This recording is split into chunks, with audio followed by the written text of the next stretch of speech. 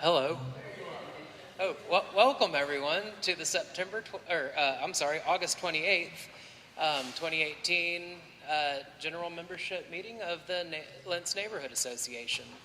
My name is Michael Collins. I'm the vice chair. Let's see here.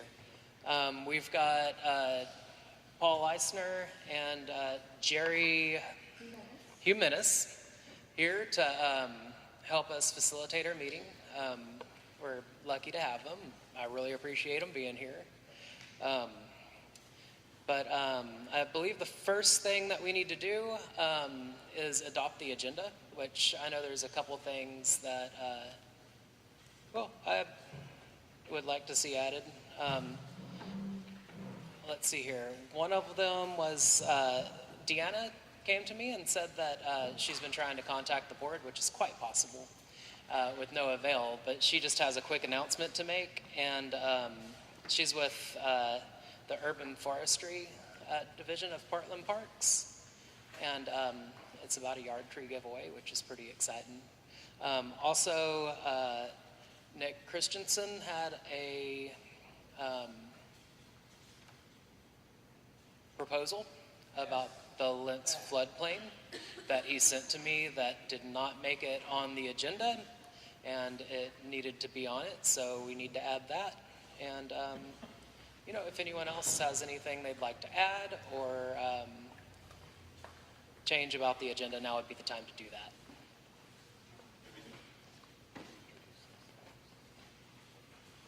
that. Nick, is the Lentz Stabilization and Job Creation Collaborative, is that what you're talking about? I have a separate proposal from the one that's been approved by the board. Oh, okay. So we can discuss it at that time, you think? We could. I guess the question is, are you going to?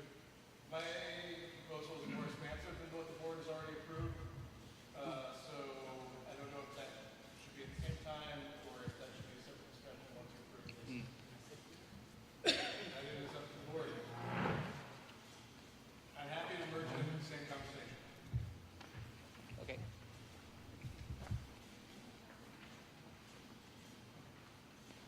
Yeah, since it seems like there's a couple of people here who wanted to make announcements, and otherwise, would it be possible to move communications and announcements closer to the top rather than them having to wait until 8:50?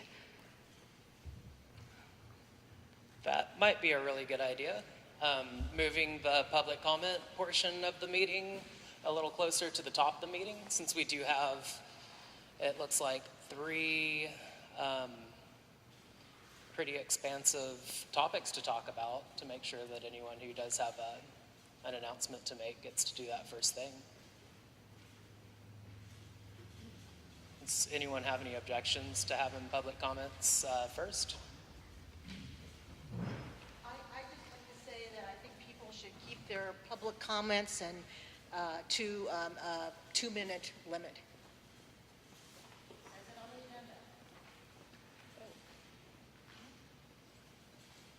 Good deal.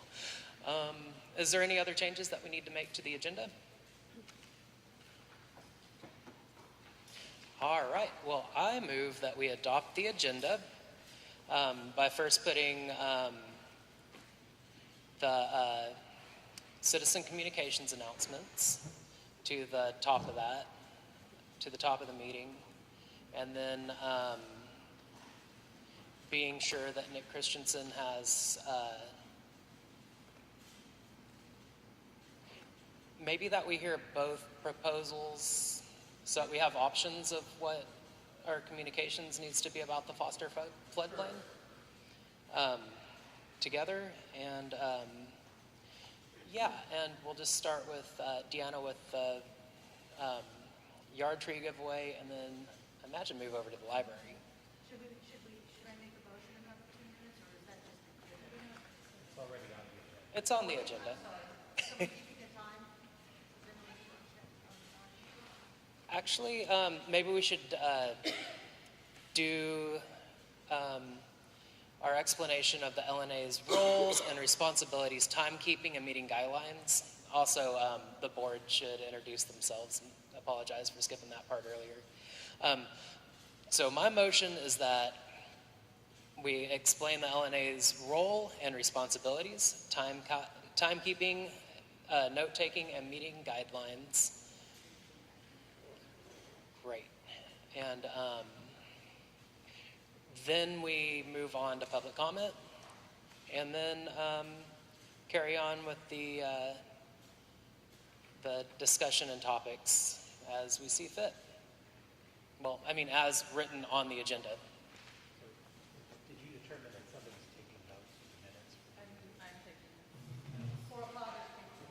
All right. All those, is there any more discussion about accepting the agenda as moved by myself? All right, all those in favor of accepting the agenda as stated?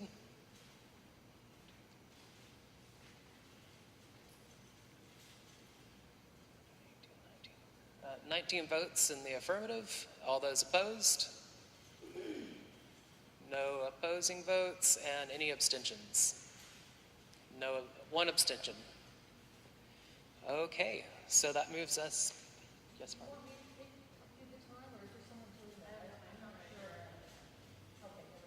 All right, that brings us to our next order of business is explaining the LNA's role and responsibilities, timekeeping, note-taking, and meeting guidelines. So I guess the easy ones right off the bat are note-taking and timekeeping.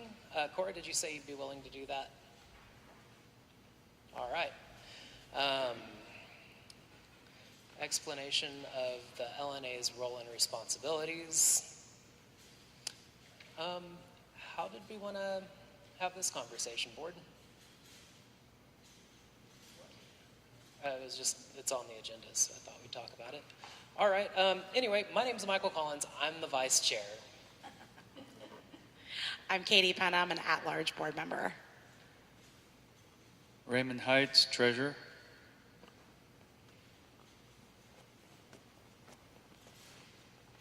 Barbara Bader, at-large board member. Cora Potter, land use. Alexis Harmon, very temporary at-large board member. I'm Chris Elcrick, an at-large member.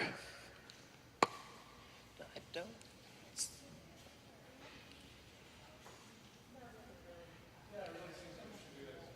Okay. Sounds good. We have a couple of new board members. I didn't miss any board members, did I? All right. Great. And if everyone else wants to introduce themselves. Richard Monahan, Lentz resident. Nick Christensen, Lentz resident, former LNA chair. I'm Jeff Reardon, State Representative, District 48. Michael. Hi, I'm Sabina, former LNA chair. Sarah Wines, Lens resident. I'm Lacey. Hi, I'm Diana Choi. Robert Schultz recording for Open Signal. Richard Seymour, neighbor here in Lentz, and also Powellhurst Gilbert. I'm in the overlap. Hi, I'm Jason Bird, Lentz community member. I'm Vicki Oglesby. I'm the manager of the Holgate Library. I'm Paul Leisner with the Office of Community and Civic Life, formerly Office of Neighborhood Involvement. Teresa Sweat, neighborhood resident. Richard, longtime resident.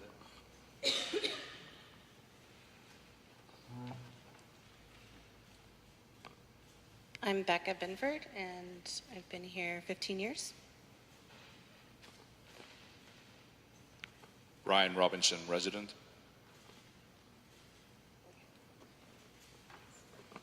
I'm Mindy Brooks with the City of Portland. I'm Daniel Sebbing with the City of Portland. All right, did we get everyone? Wonderful. Oh, excuse me. Good evening, everybody. My name is Jerry Jimenez. I'm with the Office of Community and Civic Life for the last 11 point some years, Office of Neighborhood Involvement, so it's a new change for many of us.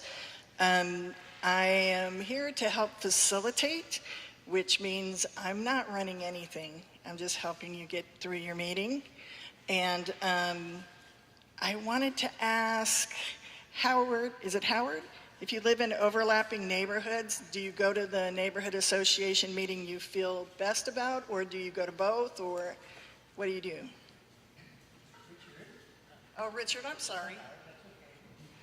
I go to this one primarily, and sometimes we can call it. And for the woman who's been here 15 years, have you been here in Lentz 15 years, in this meeting 15 years, or in Portland 15 years? I'm sorry, I've been a Lynch resident since 2003. Okay, thank you. Back to you. Oh boy. All right. So I think it would be a good time to move on to public comment and announcements. We'll start with Diana.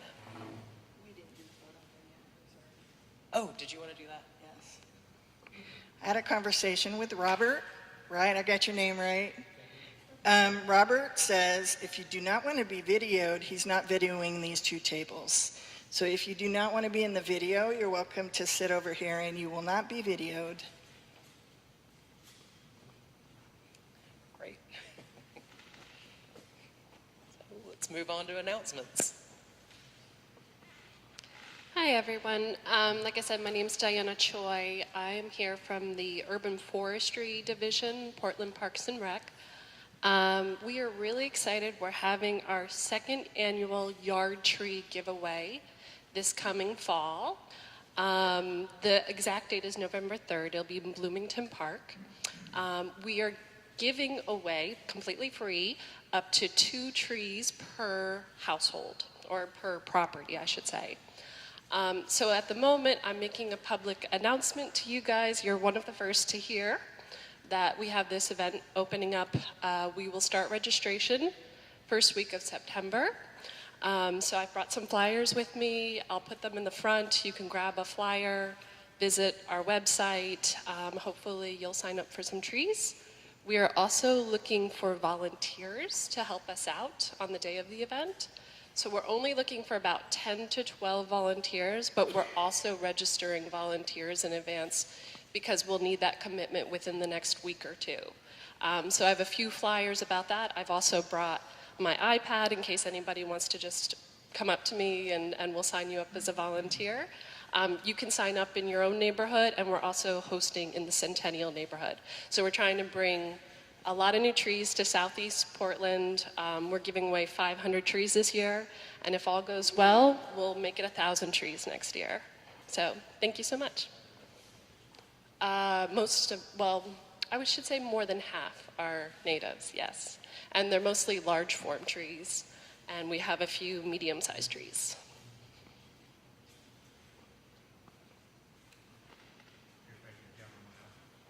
Yeah, I wanted to get to Vicky first, but we can do you after her. Hi there. So I brought our event flyer for September, and the one event I want to point out to you for adults is we're starting our Cooking Around the World program again. And on Sunday, September 16th, we have a presenter there. We'll teach you how to make a mooncake, which that's also the Mid-Autumn Festival for the Asian community. So that's kind of a big deal. Sure. And the other thing I want to point out is we're partnering with WorkSource and SNAP. And there will be 2 times a month when someone from those organizations will be in the library.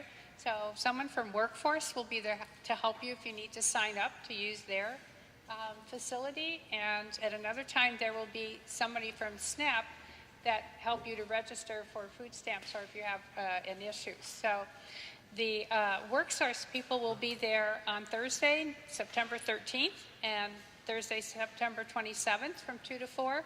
The SNAP people will be there September 11th and September 25th, also from 2 to 4. And you'll just find them at a table in the middle of the library. And then I brought a book, as I usually do. This one is Astoria. Has anyone read this one yet? Have you? Yeah.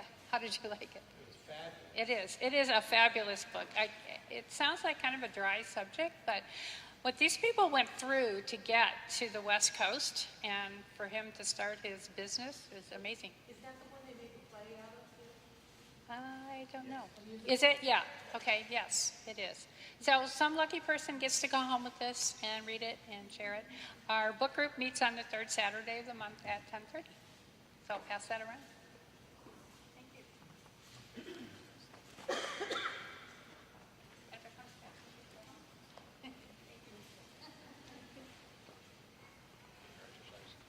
Yeah, again, I'm Jeff Reardon, State Rep for District 48. So I wanted to mention the status of a bill that I got passed last March or last session, and that was a bill that allowed ODOT and the City of Portland to work together to try to come up with a good system for managing freeway lands or city lands, and come up with a common way to do that, to help work with the homeless, but also make those areas safer and better for residents of the community. So I just want to let you know there's progress being made. I know that Matt Garrett, the head of ODOT, has taken a personal interest in this bill and making sure that it's working. And so it has to be done. It has to be in place in January. So if you're like me and think once a bill is passed, well, it should instantly happen. That's not the case, and so please be patient. But they are working with the American Civil Liberties Union, the Oregon Law Institute. I'm not sure I'm saying the right name, but there's a lot of groups involved in getting an agreement like this put together, so that it protects everybody's rights. And so it's a big deal, but it is going on. So you have not been forgotten.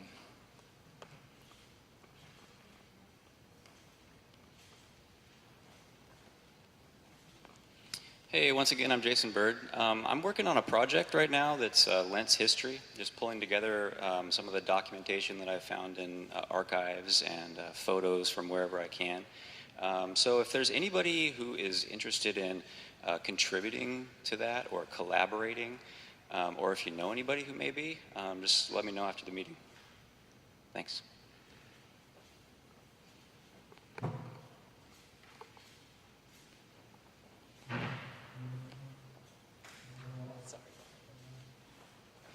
Okay, I have a couple of announcements. The first one is about circle time. This might be interesting to anyone who has preschoolers or toddlers. So a month ago, my daughter and I started this activity at Lens Park called Circle Time. There is an actual circle area next to the playground, so we gather there Sundays at 9:30, pretty much every Sunday. And initially, we were reading to kids. Any parent could bring a book and read it to the kids. I bring this speaker and microphone, so it resonates all across the playground, so everyone can hear. But since then, it's turned into more. We're very grateful to the librarians at Holgate who have joined us and also brought books for the little ones to take home. We try to do like a book exchange. At the last one, we had an instructor from Music Together come and did some music and movement with the little ones, so it's growing. And we were also at Lentz Fair, and there was a lot of people, which kind of told me there's a need for just places like this where families and kids can come together and have fun that doesn't cost money. The second announcement, at the June board meeting, the board voted to form a bylaw committee, and I was named chair of that committee. And I was supposed to announce it, but there's been a lot going on, so we never got to that. But we do have a bylaw committee. During my time on the board, I was working on the bylaws. I've written a first draft of the first part and then a draft of the second part. I think everyone agrees that this organization needs better bylaws in order to be able to function better. So I have a draft of the bylaws. I've also been working with Amir Asasnik, and we've just been trying to kind of bring also the minority immigrant perspective to it too. So according to that board meeting in June, we were supposed to announce that and then also set up a couple meetings to run them by people. Anyone who wants to get involved is welcome to. You know, we have the election coming up on September 25th, so we would love it if we could meet 2 times before that. One date that we are proposing is September 6th. It's a Thursday at 6:30 p.m. We're going to try to meet here. So if you're interested in being involved in writing the bylaws or offering any input on what's been written so far, please get in touch with me. I don't know what the best way would be to get in touch, but obviously here tonight you're welcome to come talk to me. Thank you, Sabina. I have a question before my thing. So you're saying you have a draft of the bylaws? So I'd like to make a motion to direct the Neighborhood Association Board to post your draft to the Facebook page and the LNA website. And if anybody would like to second. So it's been seconded, and I guess now's the time for discussion. I'll leave that to Michael before the vote. All right, so there's been a motion that we post Sabina's draft of the bylaws to the LNA Facebook page and the Lentz Neighborhood Association. Sorry, one adjustment to that, within the next 7 business days. Okay.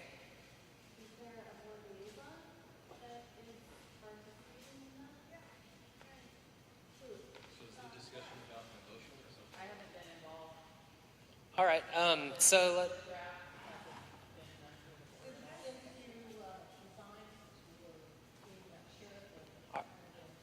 all right, guys. All right, folks. So there's been a motion that we post Sabina's draft of the bylaws that she's written up on the Neighborhood Association webpage and Facebook page within the next 7 days. So I'll open this for discussion. Who would like to go first?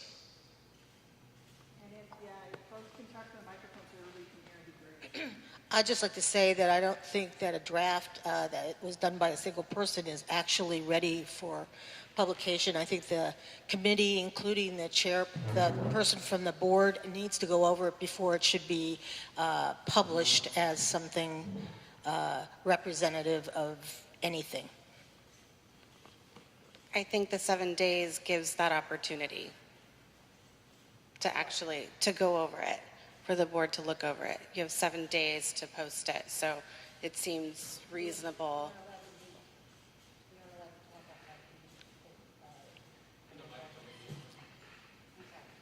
I'm sorry, we aren't allowed to, the board itself it doesn't meet. Actually, when is the meeting? Not till September 9th? Okay. No. No, the board can't. But what the committee can. But as far as the board goes, I would suggest a friendly amendment that it be posted after the upcoming board meeting. Okay, that friendly amendment has been rejected by the original motion maker.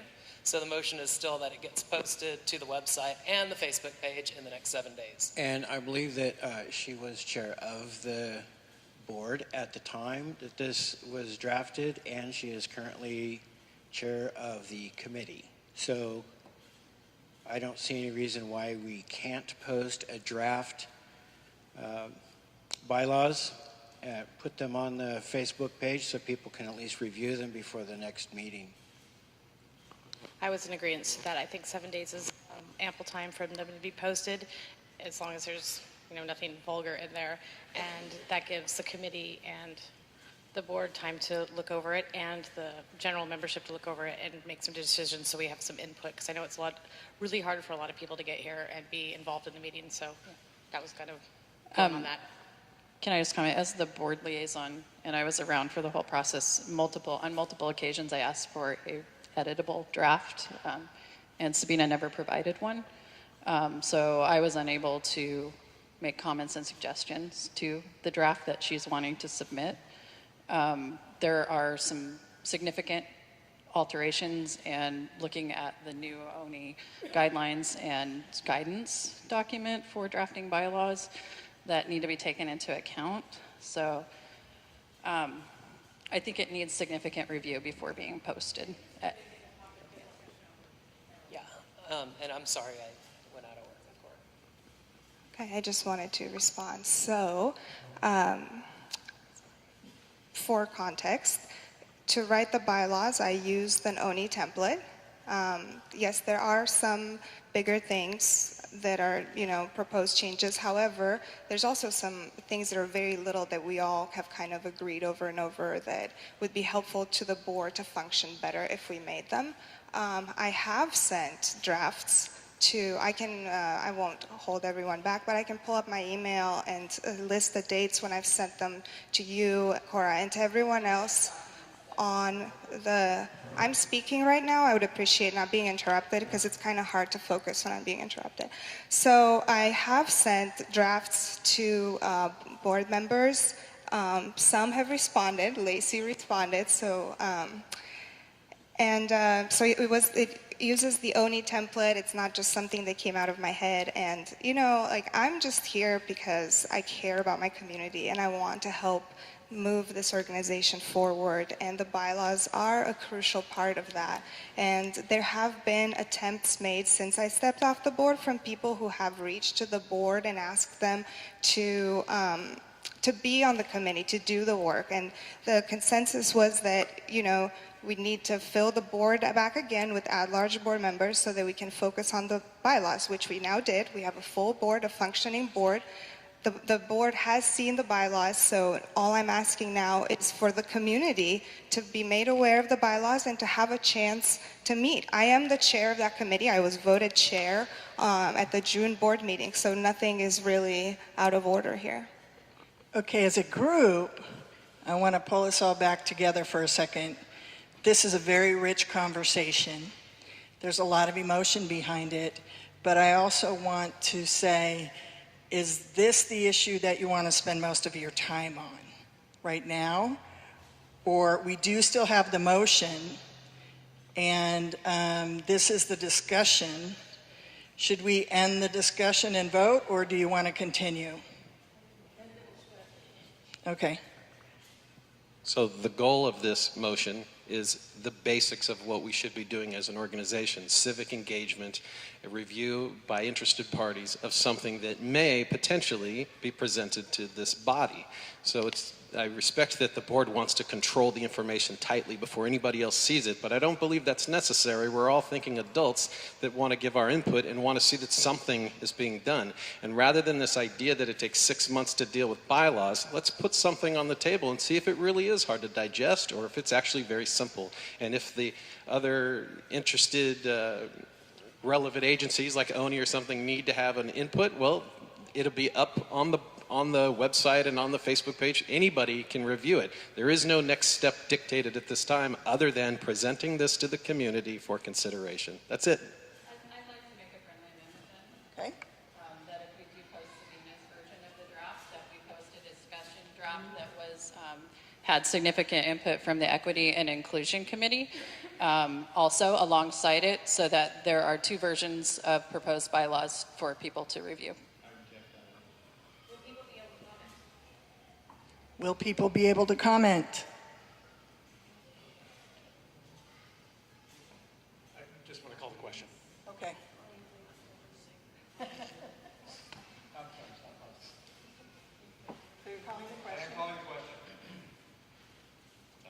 I'm not a Robert's Rule of Order person, so you vote? Okay.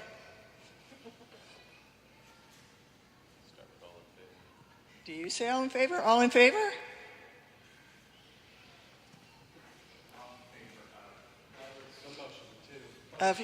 To post the draft, which is just a draft. 1, 2, 3, 4, 5, 9, 10, 11,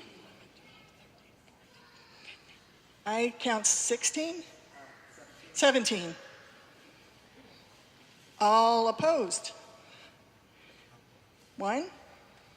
Abstentions? Oh, 2 opposed? 3 opposed? You're an abstention. Okay.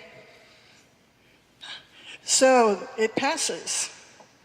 A draft will be posted on the Facebook page and the website for within the next 7 days. And as a reminder, it is a draft. Are you good? Sure, thanks. All right. Wonderful. So I actually have an announcement. Some people like this thing that my church puts on, and some people disagree about it, but it's free Labor Day at Lentz Park, and it starts at 10 o'clock to 6 p.m., and it's just a free family fun. It's free food, hot dogs, cotton candy, snow cones, kid zones, lots of kid games, but the biggest thing we're known for is 3-on-3 basketball. So if you have kids or adults want to form a team, 3-on-3, they do a lot of prizes, but the tournament is like the hottest, one of the hottest things there. And they will have bounce houses, and it's at Lentz Park, and it's all free, so hope to see you there. And the time? Oh, it's 10 to 6. I don't have any flyers. It's on Labor Day, Monday. I'll post a thing in the Lentz Facebook page, so then everybody can see it. I could post them on a bunch of them. I'm on a bunch of them. I'm just kind of like, yeah. Are we done with announcements, or do we still have some? Any other public comments? All right, so we're going to get back to what you have on the agenda now.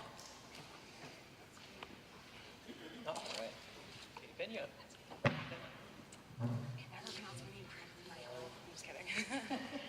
Hi, for those of you who don't know me, I'm Katie Penna, and I'm an at-large board member for the next month.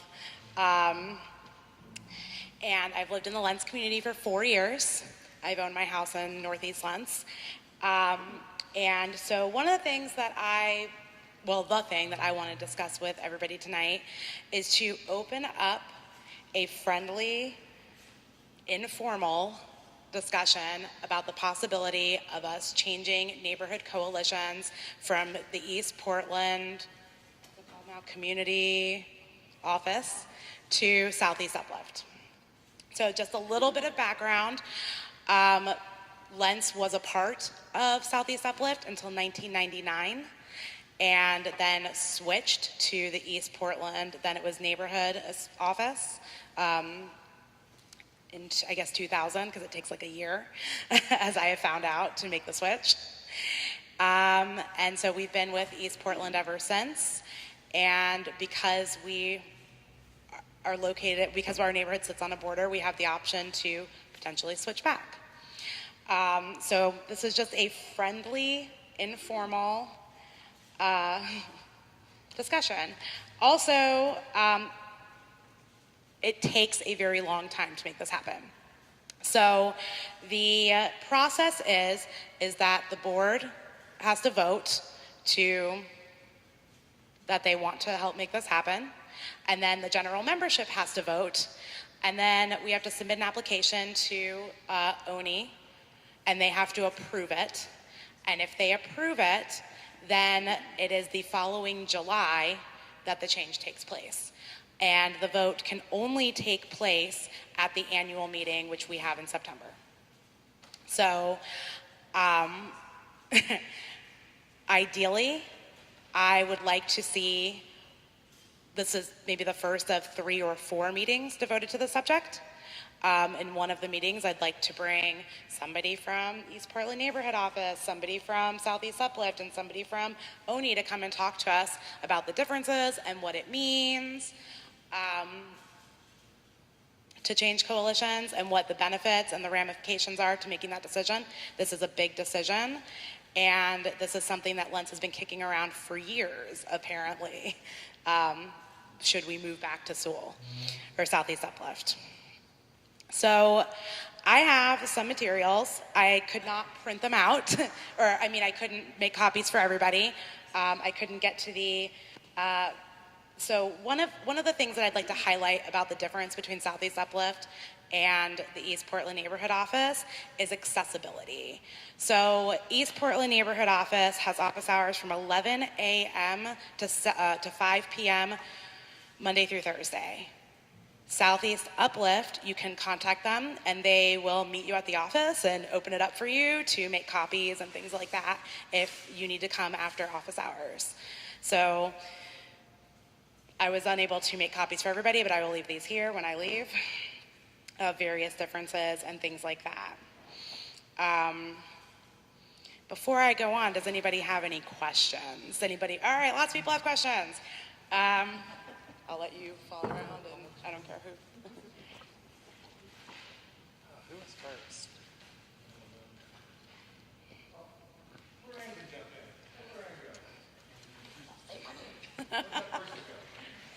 So one of my concerns is Lentz is a very diverse neighborhood. I don't see Southeast Uplift really filling that role because most of the neighborhoods that they work with are predominantly white, as where Oni, I don't know the new name, does have the skills in working with the minorities and those voices that we don't hear, particularly at Lentz Neighborhood Association as it is. So that is one of my big concerns. Sure, and I'll actually address that concern briefly. So I really feel like the neighborhood coalitions, and from all the research I've done over the last month, the neighborhood coalitions leave outreach up to the neighborhood association. So it is our job as the neighborhood association to perform this outreach. And yeah, we don't do a great job of it. I agree, we don't do a great job of it. So one of the things about so Southeast Uplift gives every neighborhood association their own communications budget to use for communications, for outreach, for any kind of communications that they need to make to their general membership. The East Portland Neighborhood Office does not do that. It takes all the communications budget distributed by the Office of Neighborhood Involvement and uses that to for their newsletter. So if you did not know, East Portland, and I did not until last week, East Portland Neighborhood Office has a newsletter. You can go to their website, you can sign up online, you can get that newsletter delivered to your house by mail 4 times a year. That's what the website says.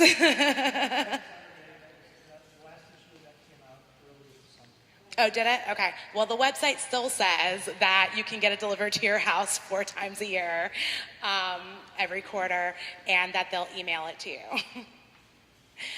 So if that is not the case, that's not what their website says as of today when I looked again, just to make sure I was getting all my facts correct. As far as outreach and stuff like that goes, I feel like with a communications budget, we could actually do a lot more outreach and hit those vulnerable populations that we don't hit.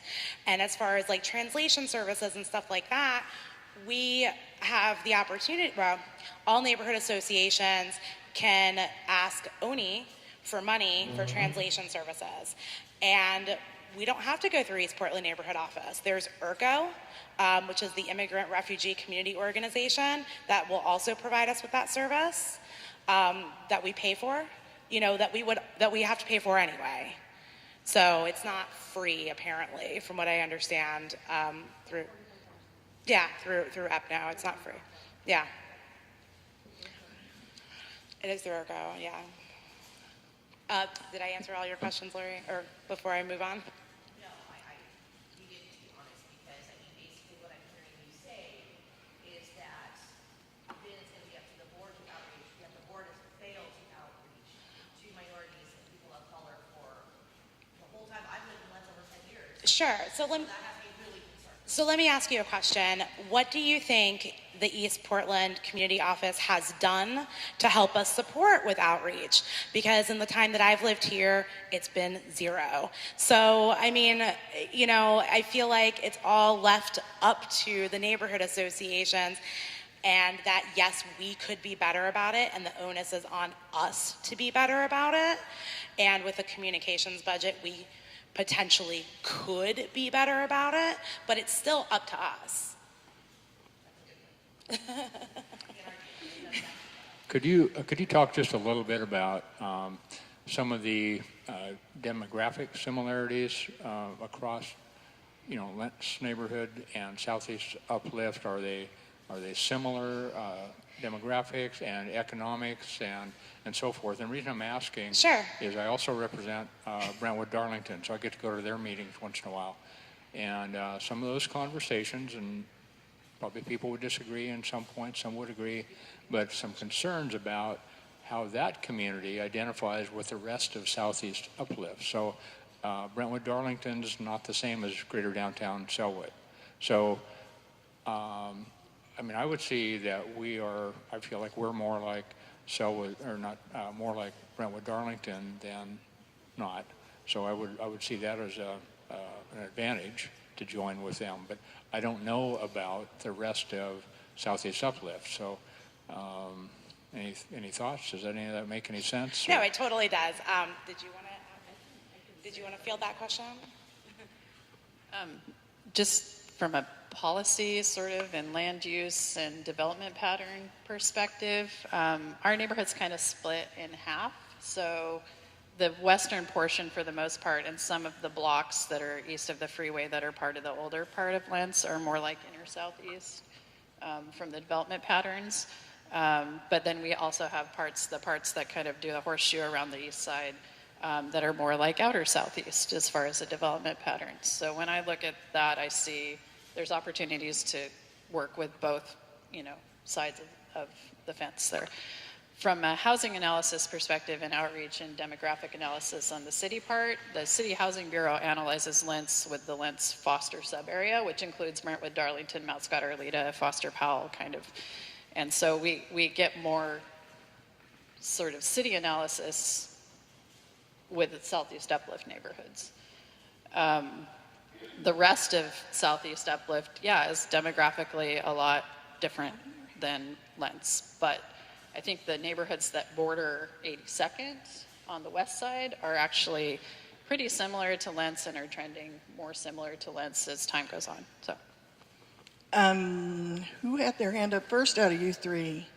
This gentleman? Sure. Do you need a microphone, Nick? Can everybody hear me? Great. Of course. We can keep the mic over there then. A few questions. I won't do this Jeopardy stuff.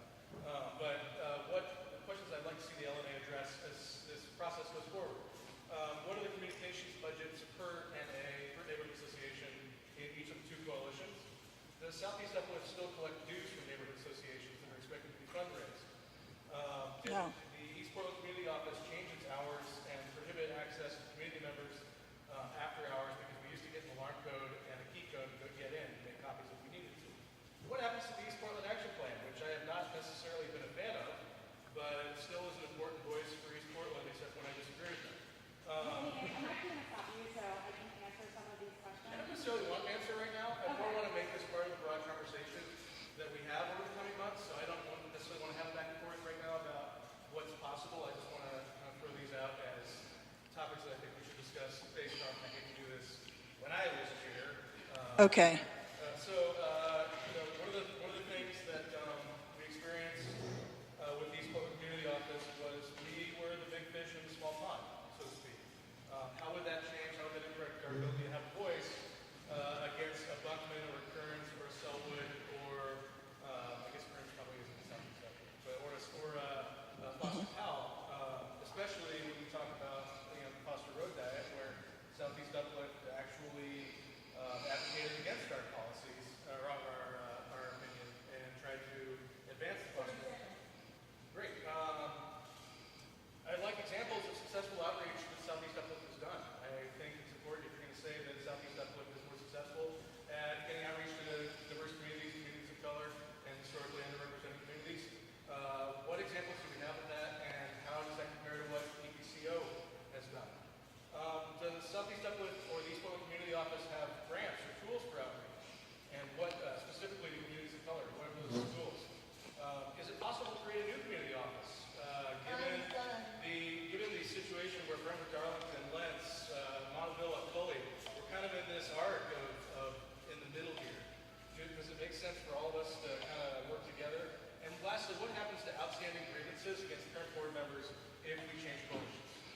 Okay. I'm wondering if anybody's taking all these notes down of all the things you just asked for. Is anyone? So I'll just say one of the things that I'll do is I'll go back to the video next, and I will watch the video and take these notes and sit down and transcribe all of the questions that are happening for publication. I will, and but if you wanted to email me, I can also do that. I would super, Yeah. yeah, if you want to Facebook message me, I would Okay. really appreciate it. You have a lot of questions. So let's go with, I can't read your name. You told me your name already, but go ahead. Michael.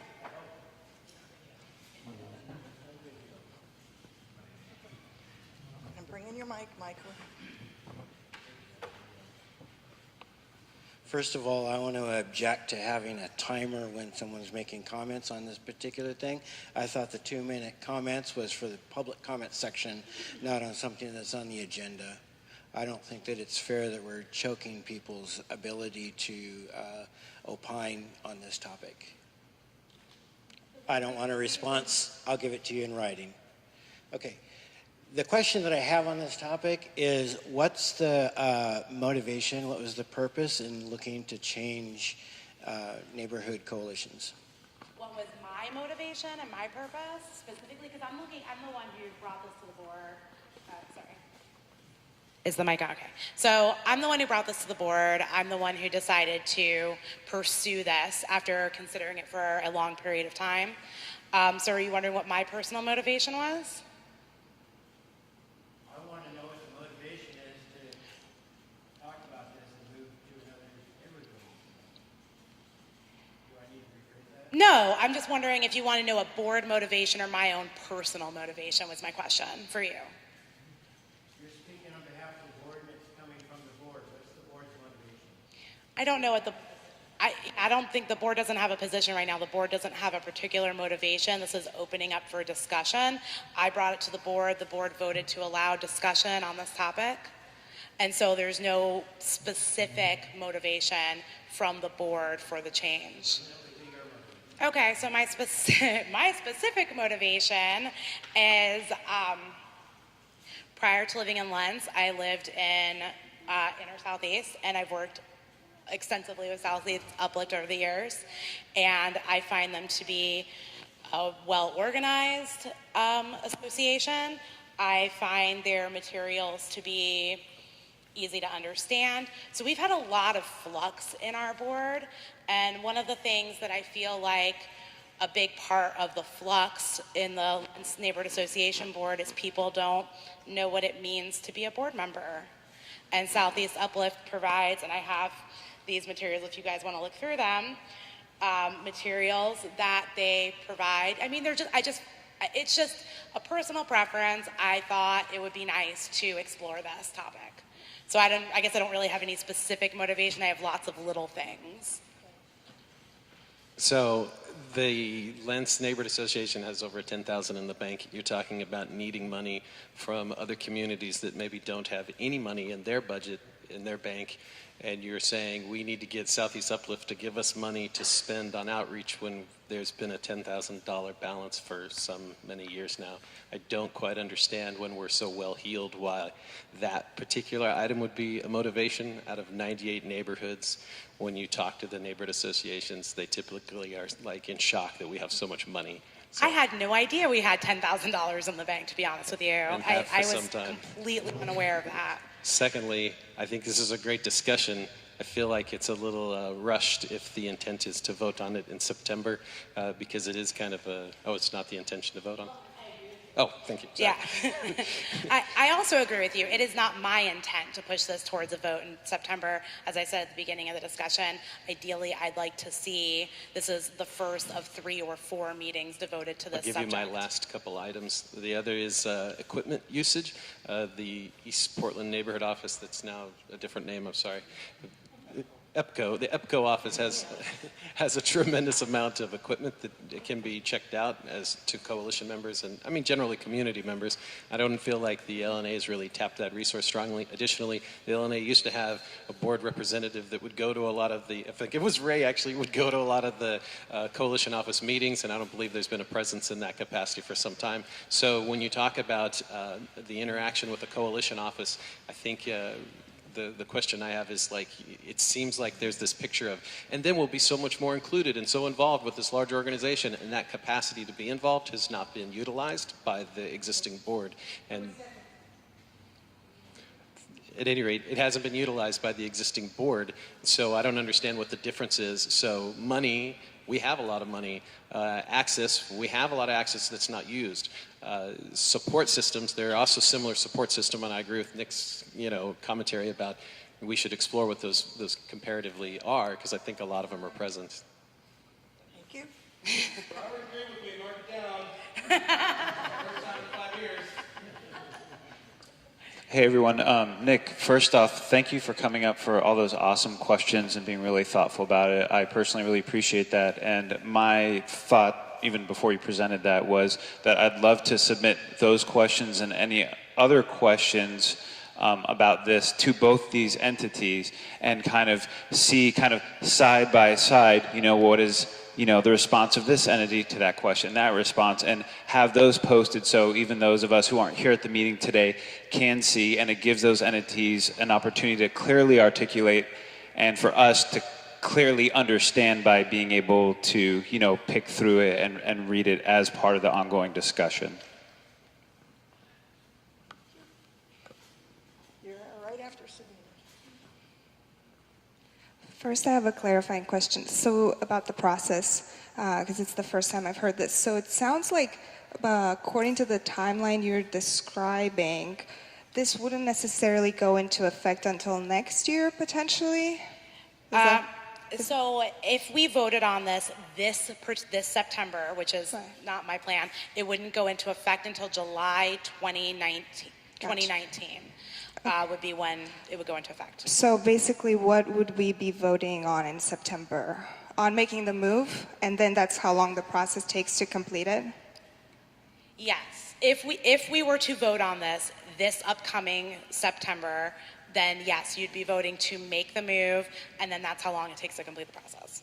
What if we took a little longer, for example, is it possible to vote on it a little later in the year, or does it have to be voted in September? It has to be voted at the annual meeting. That is the only time that this vote can take place. Got it.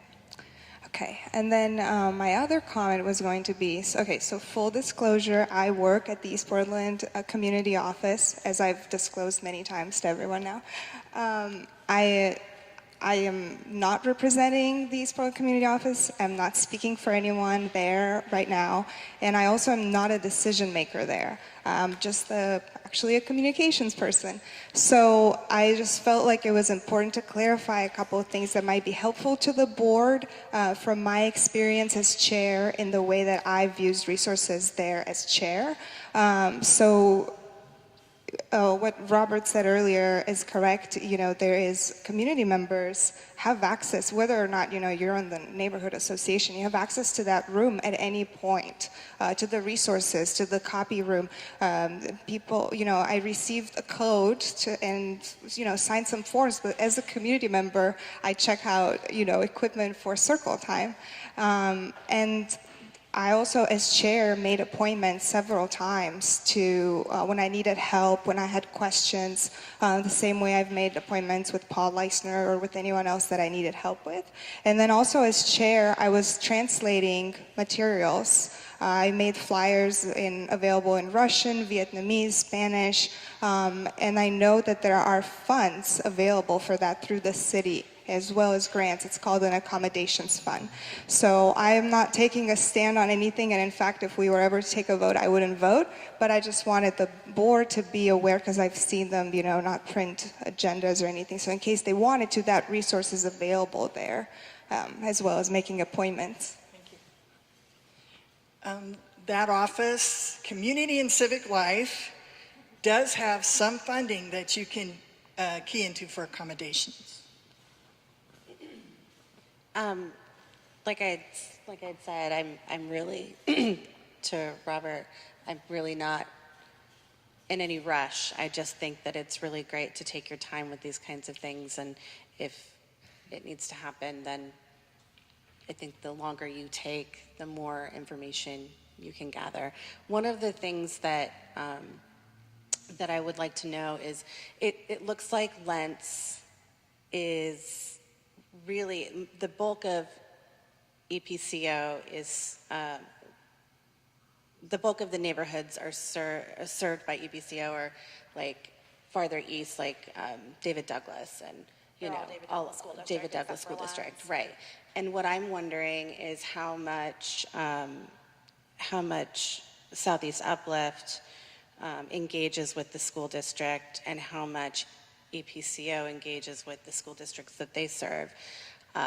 Because what I've seen as a parent in Lentz is I have a really deep concern for our ability to advocate for our schools and having the proper resources. And frankly, PTAs are just not equipped. Oregon State PTA exists to collect membership dues. And so I'd really like to see, I'd really be interested in knowing who is better equipped to help with how we serve our schools in our communities, and who does more work, and who does more connection with those districts. With PPS specifically? Yes. Okay. Lentz is both, yeah. The bulk of Lentz sits in PPS. So the Lentz boundaries from 82nd to 112th. The David Douglas boundaries are on the west, on the east side of 102nd Avenue to 112th in Lentz's David Douglas School District, within the Lentz Neighborhood Association. So the bulk of Lentz children go to Portland Public Schools and go to school once they get to middle school, unless they go to Harrison Park K-8, which there's a section of Lentz that does. No. What I'm saying is, sorry. So the bulk of kids who attend Portland Public Schools in Lentz will eventually go to school with kids from Foster Powell, Brentwood Darlington, all the neighborhoods that Southeast Uplift serves. They will not go to school with the neighborhoods that East Portland Community Office serves, because of just, they don't exist in PPS. That's what I'm saying. So last question, and we've got a lot to cover, and I was just going to say. okay, right, yes. Okay, next up, if this is everybody good, we've got a lot of questions. Good questions. Next up is Chris, or are you finished with your stuff? Give me 2 seconds Okay. to kind of wrap it up. All right. So,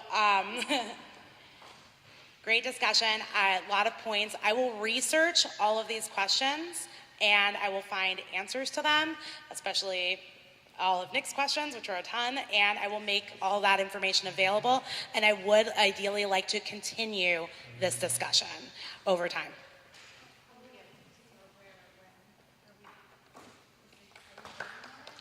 I don't think we are voting on it, so yeah.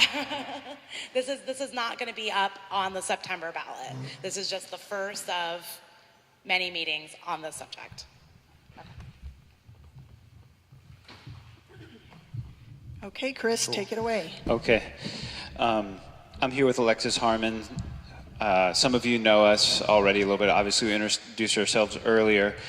Prior to becoming a board member, for both of us, actually, we were concerned about where the culture of this meeting, and not this meeting tonight, but the culture of these general membership meetings has been, and where it was continuing to go, which was basically everybody feeling kind of stuck and unsafe. So before I really dig in, we're going to come around. It's on the board, but just so you can have it as well, is our proposal for a code of conduct. And so We solicited for people's suggestions, ideas based upon a draft out there to the community across as many social media websites as we were aware of and made aware of. So before you look into the details of that, I did want to address a couple things that I think are very important. At some point in time, there was a code of conduct and ethics for Lents Neighborhood Association Board and general members. I'll just call it a document that was put out. And it's a 12-point document that addresses some things about ethics and some of the things that we're going to talk about. It sounds like it was never fully enacted.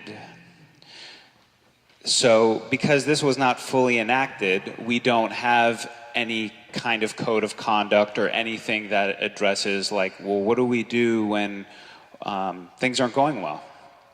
So what we're proposing tonight is a standalone code of conduct. And should this be enacted at some point in time, I'm sorry I don't have a copy for everybody, it would replace at least line item number 4. Because I know there were concerns about, hey, everybody, they already worked on all this and all that. I don't want people to think that this is to replace all of that. But because there's nothing else, it's something for now. And would replace line item 4, which I'm going to read to you real quick. It says, LNA board members and LNA general members shall treat each other with dignity and respect, and shall treat each other fairly and equally. Abusive behavior will not be tolerated or used to intimidate other LNA board members or LNA general members. I appreciate that in there, but, sorry, one second. It's very general. And the problem with it being general and not being specific is it's open to interpretation. And when that's open to interpretation in terms of, what's respectful and am I treating you with dignity, that actually compounds the problem and leads to even more conflict because what we think that means is potentially different. And then that's when we all get stuck and even more frustrated. So what you have in front of you is more specific, so then we can, know exactly what we mean when we're talking about a code of conduct and not leave it to interpretation or perhaps even bias, because I know a lot of people have felt there's been bias against them. So by being specific, we are more, less likely to be biased because we're addressing the exact points. I'll take your question, but there's a part of me that's eager to just wait for questions and comments till the end, but did you want to go ahead? Yeah, it's the Code of Conduct and Ethics for Lents Neighborhood Association Board and General Members. I think, I'm not an expert in it, I didn't write it, but this was something that kept coming up for people as like, well, we already have a Code of Conduct. Technically, we don't because this was never fully ratified and enacted, but so this was adopted 2 years ago.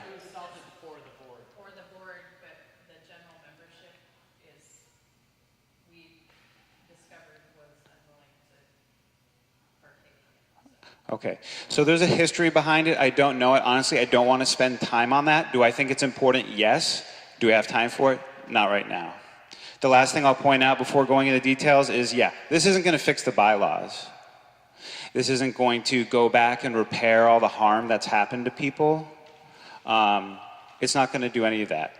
But what it is going to do is prevent that from continuing, or at least take a step towards prevent that from continuing, because I think we can all agree some of the things that have happened have made everyone feel stuck. So I personally see this as a starting point for something, because if we don't have anything, then we have nothing, and if we keep doing the same thing, we keep getting the same result. Thanks, Chris. Can everybody have time to marinate over the document? Maybe you could revisit it. I'd like to do it together, actually. I hear your idea. Time-wise, we're not doing real great. I personally, I appreciate what you're doing, but we had 30 minutes allocated, and I've been talking for 5. And I feel like this is a very critical element to this community.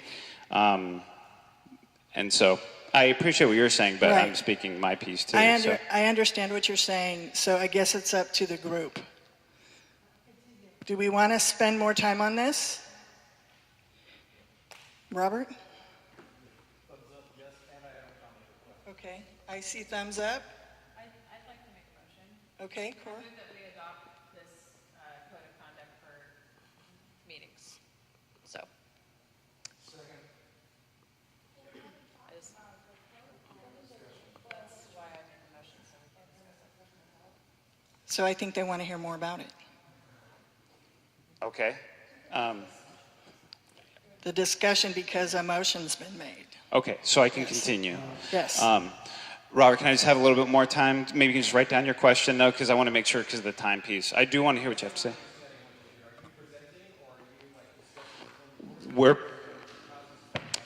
Thank you. Okay. We're presenting this because we are going to vote on it, and we're presenting it in a way that's hopefully as clear as possible so you know what you're voting on. So you. I think we are discussing it, is what we just said. On the question, but now I am taking your question. Okay.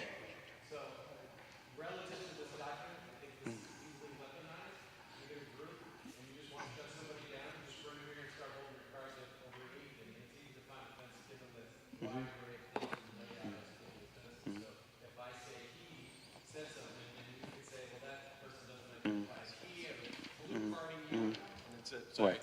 And it's easily weaponized. Additionally, I've never, in the lengthy time that I've been involved with this organization, been to a meeting where someone says, I'm going to come and break your car, or other than board members, seen attacks on people's jobs. So with the most things that I've seen in this organization being driven by board members, I don't see how this cures it. Additionally, I don't see how this cures anything if board members can say, oh, not in the bylaws, we choose to ignore it, and that's a position that's been done repeatedly over the last 3 years and supported by Mr. Paul Leisner over there several times, that the board at will can disregard anything that we come up with in this forum. So I don't see how this addresses that critical element.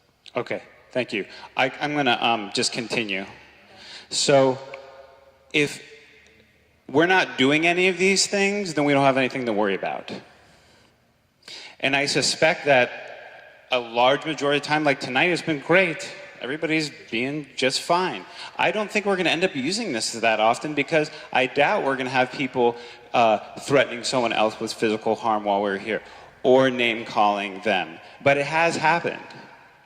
And you make a point where, in theory, if, for example, I name-called somebody and there's a majority of people in here that don't like me and they're like, oh, there's my chance to kick that person out of tonight, then yes, they could do that. But that's my responsibility to make sure that I'm not name-calling.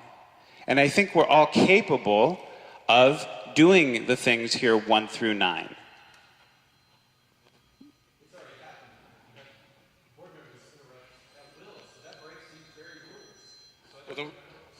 So then this would address that. Right, because we don't have this. Okay. Reclaiming my time.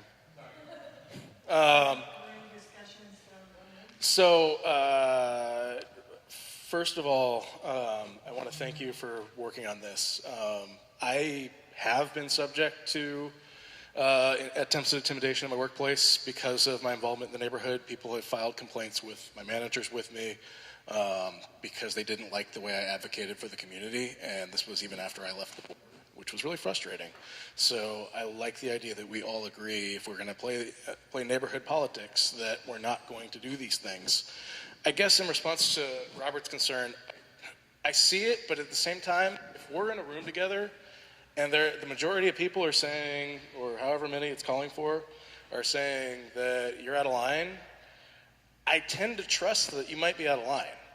I have to trust the rest of our neighbors that are here that if they're saying that there's a problem, then there is a problem, and it's not just an attempt at intimidation or removing minority opinions. Maybe I'm being optimistic, but I just feel like if you're the only person who doesn't think you have a problem, then maybe you have a problem. So. And again, you have to do one of these things to trigger this process, and 99% of the time, no one's going to be doing any of these things. Did you want to share something? Did you want to ask something? I do want to explain the process part, and I do want to answer questions as well. So can we just hold on the questions? I really do want to hear questions too, but again, I'm really worried about time because we're super short. So just to clarify, so let's say someone, I'll just pick a random one, like number 7 threatens somebody else. They say, hey, you better watch out because I'm going to come, you know.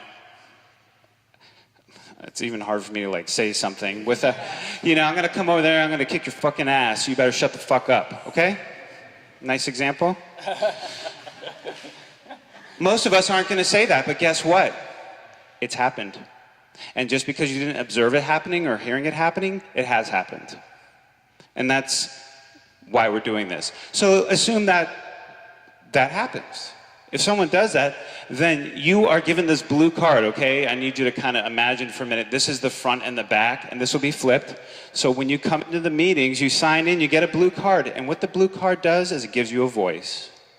It gives you as a community member a voice to say, I'm either okay with this and I think this person should continue, or it gives you the voice to say, you know what? I'm not cool with that person doing that.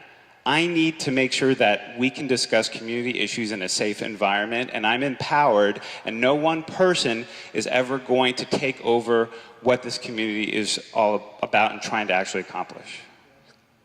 So assume that violation happens. I'm going to have to explain to you who the designee is in just a moment. But there will be a person whose responsibility will cite which agreement was violated and reminds them, says, hey, can you please I want to remind you about number 7, we're not threatening anybody to damage someone's personal property. I think the large majority of people will be like, okay, I'll chill out. Let's assume the behavior stops, okay? For the rest of the time, the member remains at the meeting continues. And I do think it's important to log what's going on. Let's say the behavior that continues, and maybe later on in the meeting, the person does something else from this list, right? They're name calling someone else, hey, you're a fucking idiot, okay? General membership and board members, we're gonna vote with our blue cards. You have the power. Each one of your voices matter to say, you know what? You might say, hey, it doesn't bother me, I don't care. Let that person keep doing it. Then that person can remain at the meeting. Or you might say, if the majority of people vote yes, they say, hey man, it's like you got to, or her or whoever, hey, you got to remind her, you know, where the majority of the people are here saying, you know what, you can't really do this meeting right now. Before we got people's suggestions, this originally said to even ban them from the next meeting. But taking people's suggestions in, because we want to be transparent, we said, just for that meeting, that person needs to leave the meeting. Hopefully they can reflect and learn how to articulate what their needs are without having to go to any of this place. So this is a detailed process that all general members and board members, meaning every single person in this room, every single time will be subject to this code of conduct. And again, you look at number 1 through 9, you just have to ask yourself, is anything in there unreasonable? Thank you for listening. I'm just going to say one more time, because I know we're going to vote. And then, then some questions is, I'm just going to say one more time is, if we keep doing the same thing, we'll keep getting the same result. Thank you. Okay. I do have a concern about number 9, disrupting others' turn to speak. Mm-hmm. There are some diagnosed disabilities where a person has difficulty keeping track of things, or where if they don't speak up right away, they lose it. You know, it goes away, basically. And I think that we have to be prepared to make accommodations for those disabilities. And so I think that perhaps making a note here, but it really should be a diagnosed disability, not a, anybody can claim it kind of thing. It could be a slippery slope. I appreciate what you're saying, and Yeah. my heart totally agrees with you there too. I'm someone who works with a lot of ADHD children. I totally get that, and I think that it's for both parties to work together. For example, if I'm afraid I'm going to forget something, I write it down. At the same time, maybe we could go into the minutia of it, but I hear what you're saying. Maybe if something needs to be shared with the board for them to understand that about that person, so then that you're not inadvertently punishing someone for a disability. Yeah, the thing is that kind of gets to the weaponizing as well. If not used in the best interest or authentically, because we're all using this not to weaponize anything against anybody. We're working from a place of we want to have a level of civility here so we can all feel safe and comfortable sharing and have productive meetings. There's no agenda other than that. Okay. Oh, I have a question and then a comment. What does it mean where it says action is logged? Because it says it in several places. Reminder, action is logged. Behavior stops, action is logged, and so on. I think it would be helpful. I'm the sort of person, even if this does pass tonight and later on it wants to come up and people want to make amendments to it, I'm totally fine with it. Again, for me, I'm like, let's just get a start.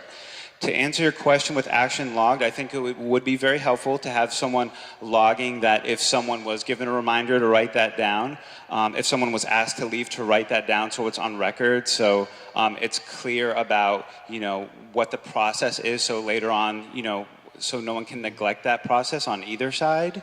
So I think documentation is a good thing. Okay. So for me, just looking at this, I would really like to make a plea with my community that they take into consideration the implication of the protocol that's in front of us, because it's very intimidating. I'm an immigrant. English is not my first language, and I also struggle with a lot of anxiety. Even just to come here and speak tonight is very, very intense. So just the thought that some of these things are highly subjective. So the thought that, a board member can say, I feel intimidated, or they interrupted me and raise a blue card against me, as a person. I've come to a lot of meetings, so by now, maybe I wouldn't be as intimidated, but just how is someone supposed to want to be involved when they think that they might speak in front of people and they might raise blue cards and vote them out for whatever reason? Thank you. And also logistically speaking, if you have to go through, because new members come to every meeting, are you going to have to do this every single time to make sure everyone understands their rights? I feel like it takes focus away from the work that we're supposed to be doing, and it puts it into this just power struggle, of who gets to decide these things and who has the power, and can people be kicked out, for some things that are highly subjective. I really think that it makes it really intimidating. I think I agree with you on some of what you're saying, but some of it I don't. I think we can all recognize what profane language is. I do think there is some level of subjectivity. And as I said before, if someone wants to go into more detail, and there is something called positive peer pressure. If I'm kind of intimidated to have people raise a blue card because I am cussing out loud or whatever, this is going to kind of make me think twice about how I want to articulate what I need. So in a way, it is positive peer pressure because, you know what? I personally, I don't want to go through this either. So this helps remind me. We're going to have to make our comments much shorter because we're running out of time. So we can't do this long conversation anymore. If you have a question to ask, can we get it really brief with not a lot of explanation right now? We do have two other guests from the city who are here to speak. And also, as a person of color who also deals with mental health issues, I must say to me, that's discriminatory. I'm sorry. I'd like to hear more about that.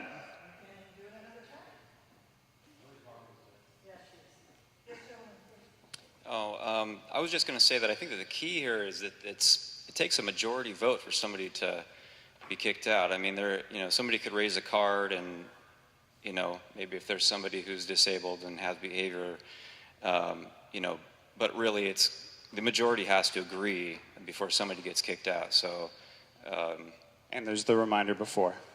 And there's the reminder. So and there is saying something here, language that is demeaning to someone's family, race, ethnicity, and all that. So maybe I'm misunderstanding where you're coming from, but I just want to point that, we are making sure that we're protecting people based upon those things as well, so that we don't. You're not addressing their culture in that language. Okay. I need to learn something there. I appreciate you bringing it up, and that maybe is somewhere where we could make an amendment to it. Okay, so first of all, I'd just like to say thank you to Ray. As someone who's diagnosed with ADHD, I do have problems with that. But I wanted to ask where on that list of 9 would come things like lying publicly about individuals or defaming them, things like that. I'm not sure that's addressed specifically at all, but it may come under one of those. I'm not sure. Also, I'd just like to add that even now, we do have the ONI guidelines, I believe, are that one warning, and then if you do something again, you're out of the meeting. So that already exists. This, maybe the difference is this is more specific. So I just wanted to clarify that I made the motion earlier to open the discussion. So I'm not making a for or against statement. Often what happens to me is I will do things to advance the discussion, and then everything gets accredited to me that I'm against the community, because if you guys vote against this and I made the motion, suddenly I was for it and everyone's against me. That's the kind of things that I've been handling as a board member here. So I'm just trying to keep the discussion going, and I get scapegoated for a lot of things. I am a person that's diagnosed with major depression, generalized anxiety. I have adverse childhood experiences, all sorts of things. It takes a lot for me to sit in this seat and talk to you all here at these meetings. And so, I've watched this whole process go along, and yeah, I get the anxiety of who's going to gang up on me at this meeting with these blue cards when I see this up here. At the same time, I've chaired and run associations like this and other, public involvement things, and I get the anxiety of being that one person that has to take all of the flack for running the meeting and get people out. So I think, what's being said here is that everyone in this room needs to back up the people that are running this neighborhood association and help them, and not make this about people coming here to attack the board or people coming here to make us act as a surrogate for everything they don't like about the city of Portland. So I agree that everybody should be able to do this. It would be nice if we could just do it by consensus instead of by this process of having everybody have to, make a public display of disagreeing with people or their way of behaving or acting. So. And one other quick comment. And I think it would be great, for me personally, obviously, I'd like to see something move forward, but if there wanted to be a committee to pick this apart even further so that, it's not, just to make sure it is equitable and people feel like it doesn't, can be weaponized, then go for it. Again, this is just, for me, a starting point. Okay, so my question is going back to the mental health. I happen to know for a fact that we have some members that have come to the meeting that have had significant mental health problems who, under this current guideline, would not be able to participate in meetings. I work with mostly adults with developmental disabilities, extreme ones. There's a lot of people in the community who will not be able to come because of these guidelines. I'm concerned if we have such strict guidelines that we're leaving out too many people. I love the idea, trust me, I've seen how these meetings go. I love the idea of common decency, but I'm just fearful of this really excluding so many people. So that's the accommodations piece that was brought up before. And again, that's something that could be amended in here. So I appreciate you bringing that up, because I do want to be equitable for people who, have a disability. I'm going to echo that as well, because that's one thing that I've been wanting to say here for a few minutes. That, and I have witnessed someone from the community that has issues that comes in with someone else on the board that has issues, and they conflict, and then there's a bunch of drama, and they feel like they're threatened and have to express it. And I think that that kind of drama is going to bring up a whole bunch of conflict in here with doing the blue cards, and it's usually the loudest person, not the right person, that gets their way. I've got to go back here first, and then to you, and then... It is still a majority vote, though. So if I'm one person and I sound like 10 people, it doesn't matter, because there would still need to be 10 cards. And that's kind of what I feel like the power in this is sometimes there is a few people that sound like those 10 people, and this takes away any guesswork about who is the majority in the room. And so when you're showing that, you're showing what the actual feeling in the room is, rather than an assumption about, because, you know, someone's presence creates that kind of perception. So,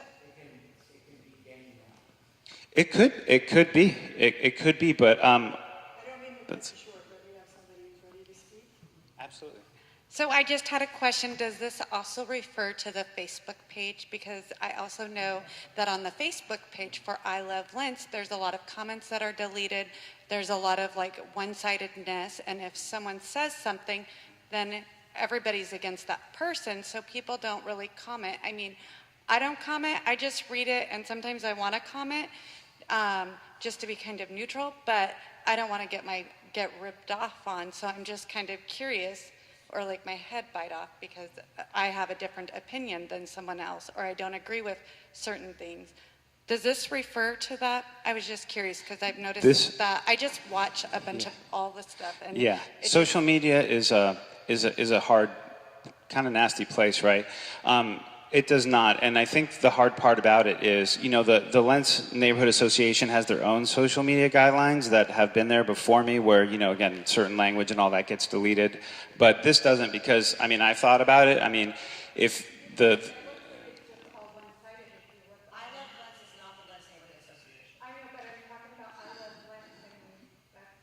Yeah, that's something that the board is not within their scope. Well, so I hear what you're saying. It is very, so what you would need to do then is you would need to create something like a committee or a group of people that would be investigating a grievance or a complaint, and then there would have to be an investigation process, and then they would have to come up with a series of actions or consequences, which I don't think is within the reach of the scope of what a board can do. But maybe if the board wanted to create a committee of investigating cyberbullying, that's why I made these printouts to educate people about how to, you know, prevent it and respond to it based upon research. Because I know the online place, but this is addressing like what we're doing tonight. So we can conduct community business here, because that's what we can do. Once again, I'm going to ask to keep your answers and questions short. We have Sabina, and I forgot your name. Barbara? Oh, no, I was just wondering. And then we have guests from the city who are here, and we're really running out of time. So if we need to make a vote on it, I mean, I would just propose we... Well, there's discussion usually before you shotgun a vote, right? So... Right, but how much longer are we going to discuss? Right, well, hopefully I'll get to finish talking for a moment. So this thing where people want to sit up here and say, well, look at all my problems, and this is why this would help me or not help me, et cetera, is kind of the point. This can be incredibly alienating for the people that don't want to overcome their personal obstacles and come in here. The people that speak English as a second language and walk into this room and watch a room full of people blue card somebody that don't For get what? Robert's rules. Can you give me a specific example? Can I finish? I mean, this is like your own rule that you're suggesting about disrupting I don't others' understand turn what to you're speak. saying. You're literally doing exactly your own thing, which is... We haven't voted on it yet. That's funny. Right, that's funny. So It your sucks, dismissive so we should attitude, do this. No, your dismissive attitude doesn't help promote this, because this is just weaponizing. I mean, I get you want to control everybody, because that's all this does. You want to be the judge and jury of everybody. That's why you constructed this. I get that. You've made it very clear, because you tell other people, I disagree, I would like to hear more, but it's my opinion or the highway. That's this thing. This is exactly that. This is what I decide.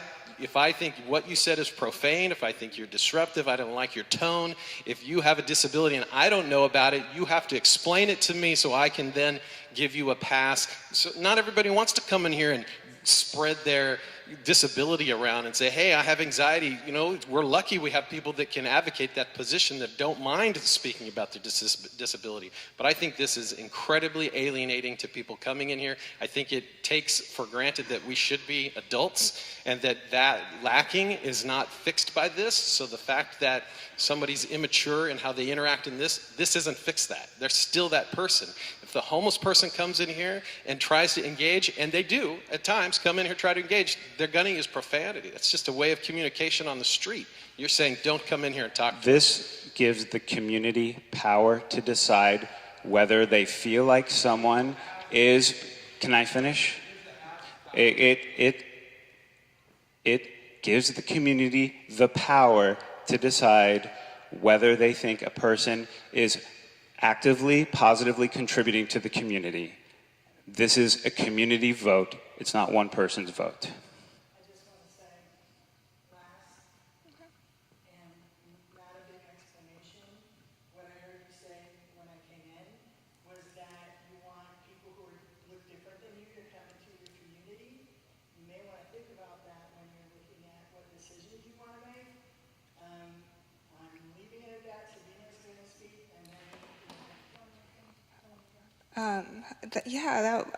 What I had to say was going to go along with that. We have someone who said they're a person of color and pointed out that this is discriminatory. This is a big deal because we just spent 20 minutes earlier talking about how we want to have budget for outreach and inclusion of minorities and bringing people to our meetings.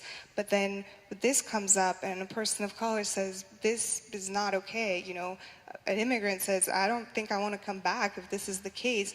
And why are these things being dismissed? I know that you said that this, you know, is all you have to say, but I'm genuinely interested in what you mean when you said that you feel that this is discriminatory, if that's possible.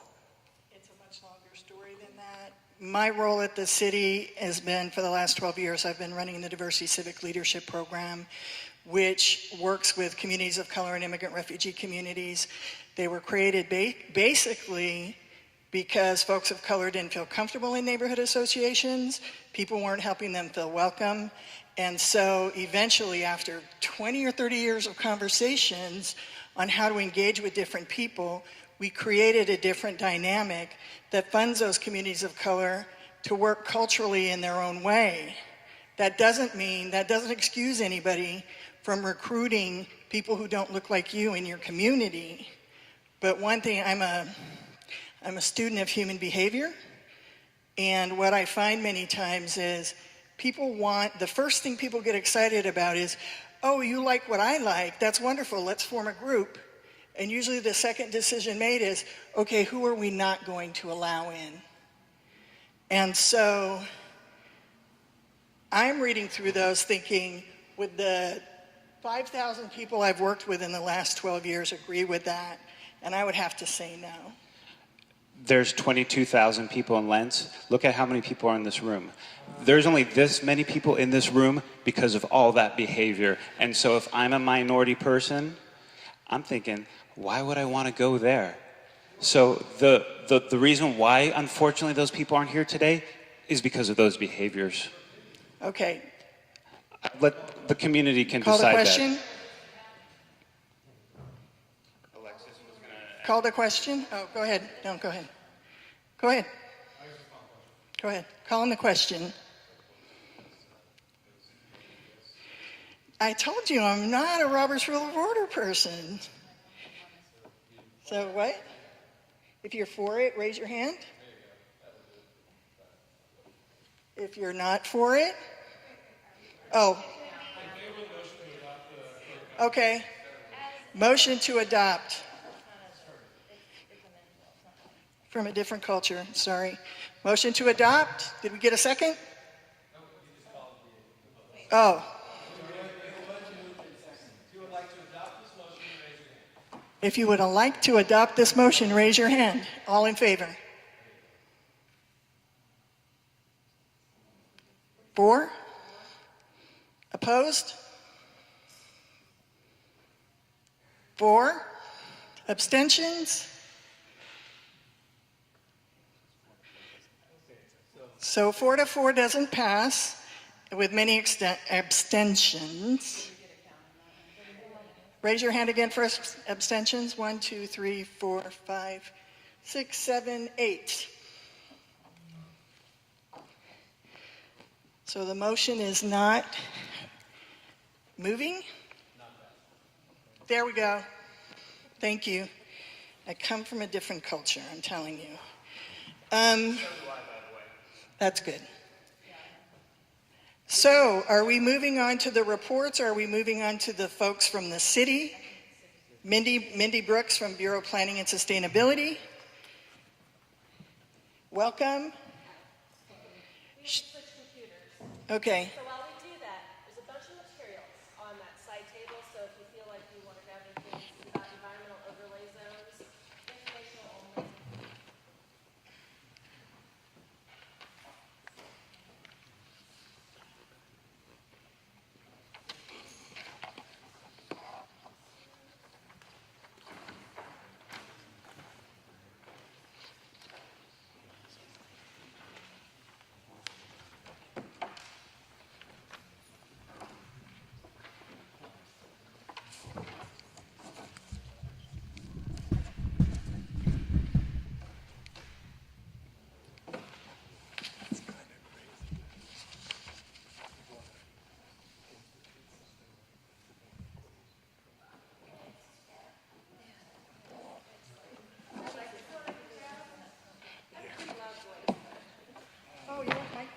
I have a loud voice, but I'll do it anyway. Hi, everybody. I'm Mindy Brooks with the City of Portland. I'm with the Bureau of Planning and Sustainability. First, you guys are having a really great conversation. It's really important stuff that you guys are talking about, so we're happy to wait our turn with that.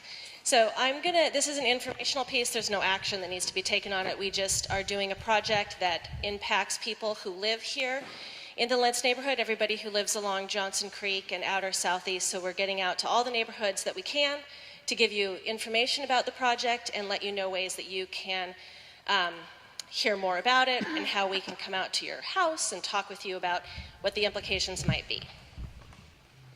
And I'm going to try to go a little bit faster since I know we're super short on time. So we're going to be really, really tight in this presentation. But since we're going to be super tight, there's 2 opportunities to just meet one-on-one with staff. One is tomorrow. Both are Woodstock Library. One is tomorrow, 11 a.m. to 1 p.m. The other one is on September 27th in the evening, 4 to 6 p.m. And these are opportunities where you can come, sit down with us. We'll pull up property on the computer, look at things, answer your questions one-on-one. Okay, so this project, the purpose of it is to correct the location of the environmental overlay zones to better match the natural resources on the ground. Natural resources are streams, wetlands, floodplain, forest, those features that are part of your neighborhood, they're distinct to your neighborhood. So that's the project that we're doing right now. Environmental overlay zones. If you don't have them on your property, you probably have no idea what they are. There's no reason why you would know what they are. It's one of the city's zoning tools to protect those natural resources. So it's just a zoning tool. And if you don't have them, you're not going to know about them. If you have them, you may not know about them either, because unless if you've done development on your property, like added a garage or a new driveway, you probably haven't run into these either. There's 2 flavors that I'll talk about just a second. There's actually another one too, but there's conservation and protection. Conservation, we protect important resources, but some development is allowed. Protection is a much higher level of protection for the resources. It's for those critical resources where development should be avoided. There's also a V zone, which is Pleasant Valley, but we're not going to talk about that tonight. An important thing about environmental overlay zones, if you have them on your property today, or if our remapping process puts them on your property, your existing house, your existing garage, your yard, All that can stay right where it is. You can maintain it, repair it, in most cases replace it. Lawn can become garden, play area, vice versa. What it really affects is something new. If you wanted to add to your house, if you wanted to expand your yard, expand your fence, and you're in an environmental overlay zone, you're going to have to meet those regulations. The steps that we're using really quick, we have a 2012 natural resource inventory that we adopted as part of our comprehensive plan, and it has really great mapping abilities. So we're able to really accurately map where is that stream, where is the forest on people's property. So we're using that information, and we're taking plans that were adopted a long time ago. For Johnson Creek, there are 5 plans adopted between 1991 and 1997 that said what resources are supposed to be protected. So we're taking those plans that say what to protect and applying it to the better maps of where those resources are. We're not changing anything about those old plans and what they say is supposed to be protected. We put out a draft of remapped environmental overlay zones, and we sent postcards to anybody who was impacted. So if you have environmental overlay zones on your property or they would change on your property, you should have received a postcard from us. If you didn't have a postcard, you probably don't have to worry about the project. The next step is to do site visits. That natural resource inventory, the 2012 inventory, largely done from remote information, aerials, satellite data for the surface of the earth, a lot of desk work. We need to get out on people's property and actually verify that information. So the next step is site visits, and then we'll go back and we'll produce a new draft. The reason why we're doing this is because in May we adopted a new comprehensive plan for the city. It's a lot of work to pull that comprehensive plan together, and now it is our Bureau's job to bring our zoning code into compliance with our new comprehensive plan. And this is step 1 of doing that for the environmental component. There are about 3,000 properties in Johnson Creek and Outer Southeast that are impacted by this project. Again, all of them should have received a postcard from us about the project so they know about it. But that's also where we're coming out to our neighborhood meetings. Most of those property owners are going to see a little change, a little flux in their overlay zone. Some people are going to see a big change, though. They're going to see a lot of expansion or reduction of environmental overlay zones. Hey, oh, is it totally in the way? Sorry. This is our schedule. So like I said, we're out here now in Johnson Creek and Outer Southeast, which is the lower orange color. We're actually doing it for the whole city. So this winter we'll be in the Columbia Slough and Columbia River area, and then we'll head over to the hills. Then everything's going to come together and go to Planning Commission and City Council as one package. This is the project website.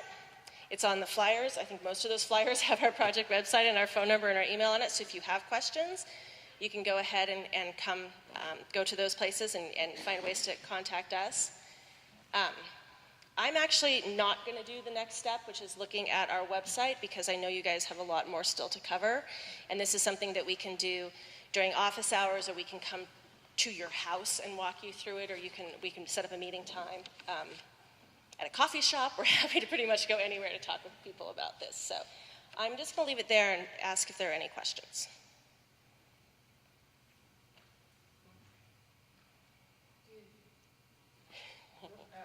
I know. Who wants to go first? There's another mic. Oh, it's over here.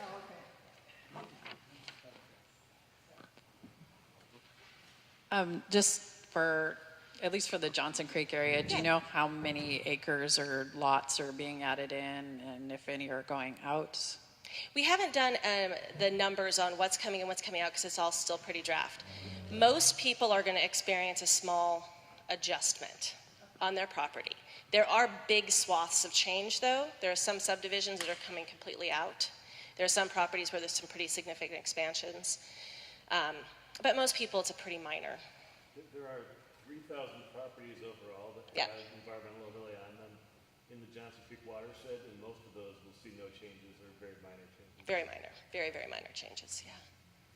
So can we look up our address on the website to see if there's an impact? Yep, if you go to the website, I'm not going to go through all of it, but let me just really quickly show you because I have it up. That's it, the address right there? Yeah, you go to this website and this button right here. Push that, enter your address, and it will go right to your site and you'll be able to see it. And there's a how-to guide over here about how to use our website as well. So if you want to take the how-to with you.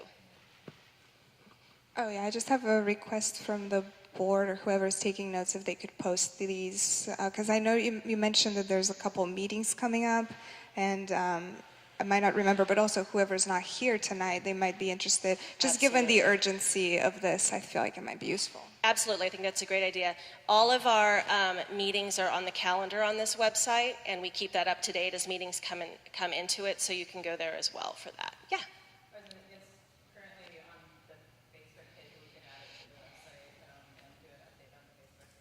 Yeah, everything's available in PDF form. Most of our materials are also on our website, which means they're translatable as well. Yeah.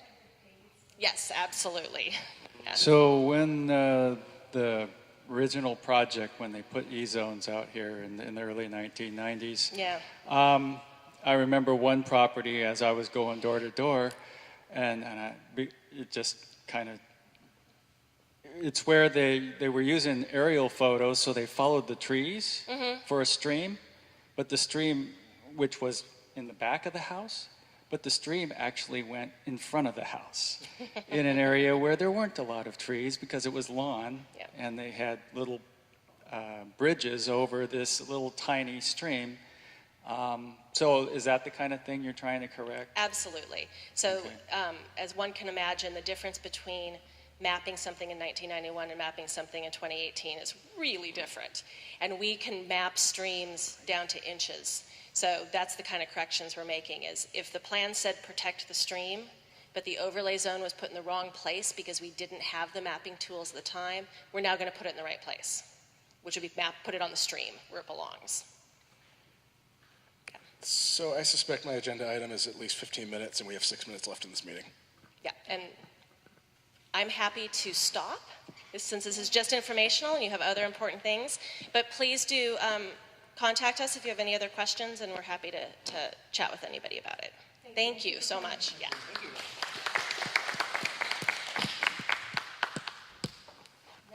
So we have other business, and we have 4 things left. Is there an order you would prefer to do them in? Or Cora is supposed to be next on her. Okay.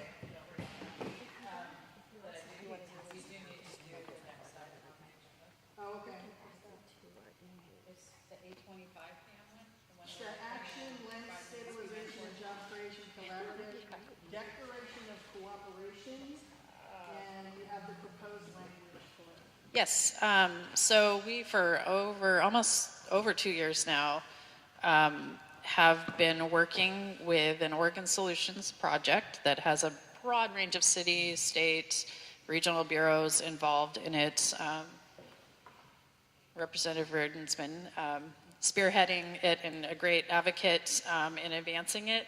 It has a very long name, the Land Stabilization and Job Creation Collaborative, and on September 5th, they will be having a formalization of the project that they call a Declaration of Cooperation. That just kind of, it's all the bureaus getting together and saying, yes, we agree to keep working on this, basically.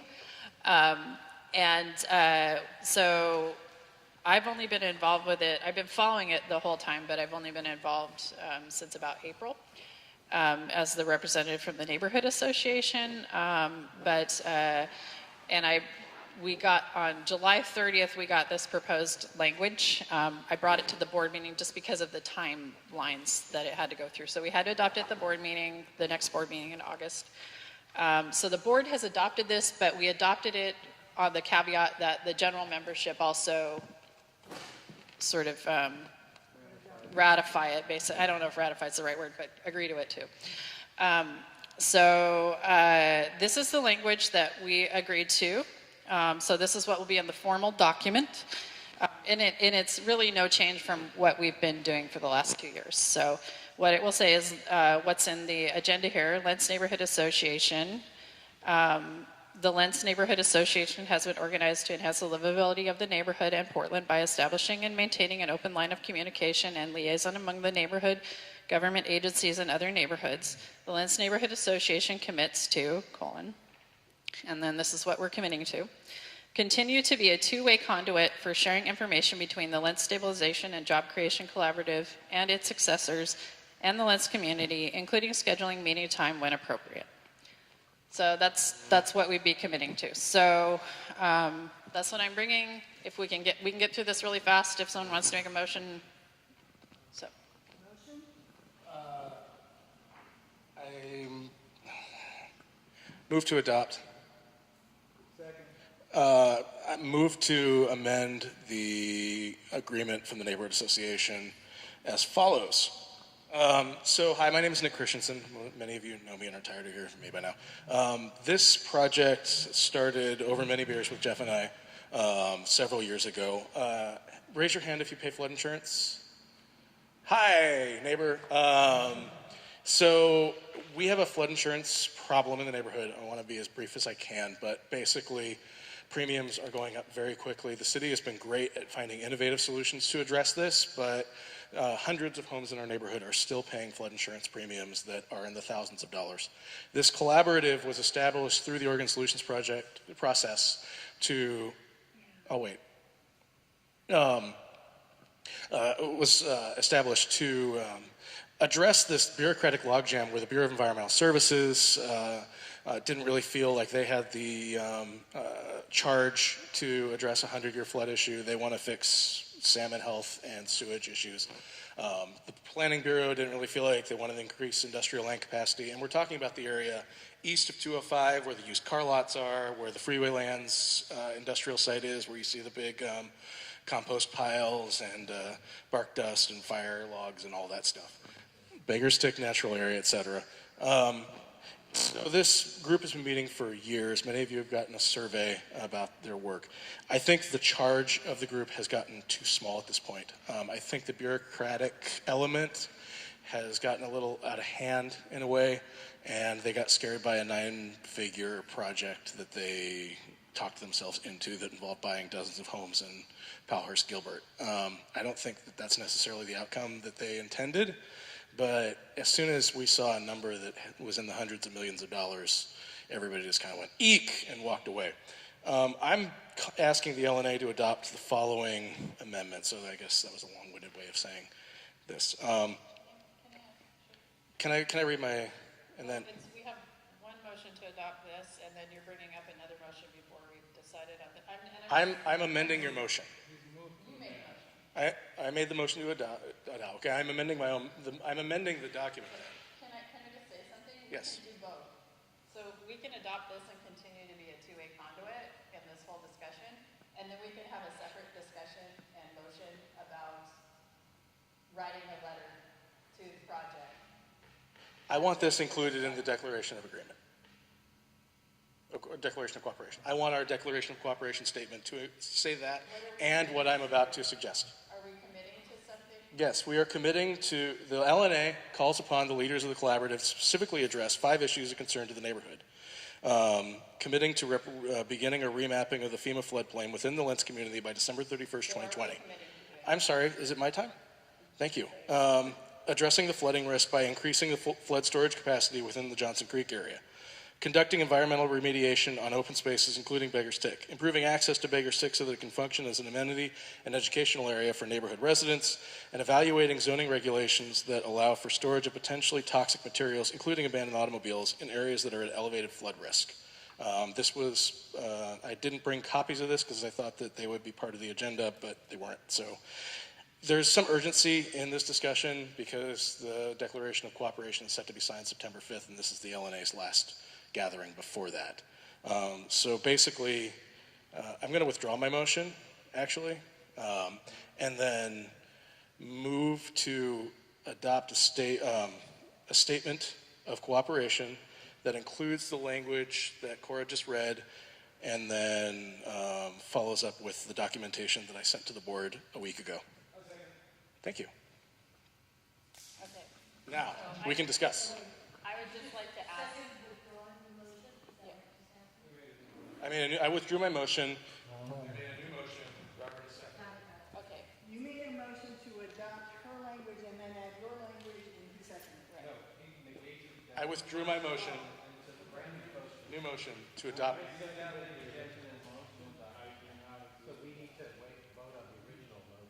Okay, all right. Yeah. Okay. Well, then discussion on the original motion. Yeah. So the original motion is to adopt this language that's currently printed on, and I read earlier on the agenda. Is that And that's what Ray, seconded. So that is the motion that's on the floor. Okay. So is anything in this motion conflict with the next? No, and that's what I was trying to say, is that I totally respect what Nick's wanting to advocate for. I don't think that as an organization, we can put into a declaration of commitment and collaboration where we're supposed to be stating what we're agreeing to do, a list of things what we want other agencies to do, because it gets confusing. It looks like we're committing to doing that work, and really what we're just doing is we're advocating that these other organizations add that in for themselves, and I think we can totally do that as an organization, but it shouldn't stop us from agreeing to be a public outreach partner on the project. Robert? Discussion, right? Yes. So, if the idea is to put some meat, if the idea is to put some meat, there's only one of the things he read off that list that I disagree with, but if the idea is to put some meat into this, then I absolutely agree. So I don't know what needs to happen. So if I think that Nick's addition should happen, then I would vote no for this motion and then wait for Nick to make the next motion. I'm just trying to understand the process here. That's correct. So there's a motion on the table. If you want something different, you can vote this one down, somebody else to make a motion and make it different. So just to be clear, so if I support what Nick was suggesting, then I would vote no on this and then respect that he's going to make a motion to make a blend of the two. Is that just for clarity? As a convener of the project and someone who spent at least 3 years of my life and actually started with Nick's idea, so blame him. Let me suggest this. So this declaration that's being written is really, I think it's really important. First of all, it's a non-binding declaration. And so that's one aspect of it. The other thing is we're going to be continuing this. So it's a living document. So my suggestion would be to adopt what Cora says, and honestly, it seems kind of milquetoast, okay? And take a little bit of time, though, because we're going to be reconvening, and I'm not sure what the time frame, 6 to 12 months, I believe. And take some time and go over that, because I do want to hear this community come together around this project and be a strong voice for what you need to have happen here. And so, but let's take our time to do it, and let's do it right. And what would really be cool if this community and this neighborhood association really could come together around this and learn to work together on it. So that would be my suggestion, and whatever you do, I will support it. It's your neighborhood, and well, mine too. But I would say take the language that we have, you know, but we can adapt it, but just take it and maybe you form a subcommittee here that works on this over the next few months. And really iron it out. You know, what's important to this neighborhood. It's a really complex project. So I can't even digest everything Nick just said. Sounded pretty good because Nick's that way, but, okay. More discussion? Anybody else?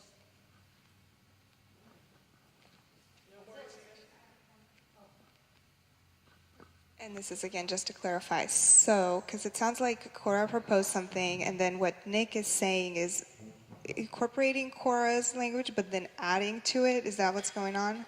Okay, so this, yeah. Well, I know, but Yeah. But So the motion, yeah, But for right now, you're just looking at Cora's language and discussing that. I've worked on 2 Oregon Solutions projects. What they're asking for is that you're going to continue the conversation. That's basically what they're asking for. Your ability to sign it and say you're going to continue the conversation means you have more opportunities to talk to them about every other thing you're concerned with. and that's what I was, so the motion on the floor right now is to, and Nick made it and Ray seconded it, is to adopt the language that's currently on the agenda and sign the declaration of cooperation with this language in it. Nick also has a proposal that was going to bring up or will bring up, yeah. And what I'm trying to, so we need to take a vote on this language, and then Nick can bring up his, and the thing is we can do both. Yeah, you don't have to vote no on this to get what Nick wants to do. We can do both, but we can't really put Nick's advocacy, proposal. We have to come together as a community, like Representative Reardon was saying, and advocate for that. The Oregon Solutions people have been to these meetings 3 or 4 times now, and so on this project, and so and I've been at the table as much as I can advocating for these things and listening to the information provided and all of that and trying to communicate back and forth. They've been here, and so we can do both, but it really is like the whole community needs to come together if they want to accomplish what Nick's advocating for. But yeah, so I'd like to call the question on voting on the specific language that's right here. So. Calling the question. All in favor? Thank you. I do consensus, guys. I'm sorry. Jeez. I'm not voting. 5, 6, 7, 8, 9, 10. Okay. Sorry, I'm simultaneously counting. Any opposed? Abstentions? 1, 2, 3.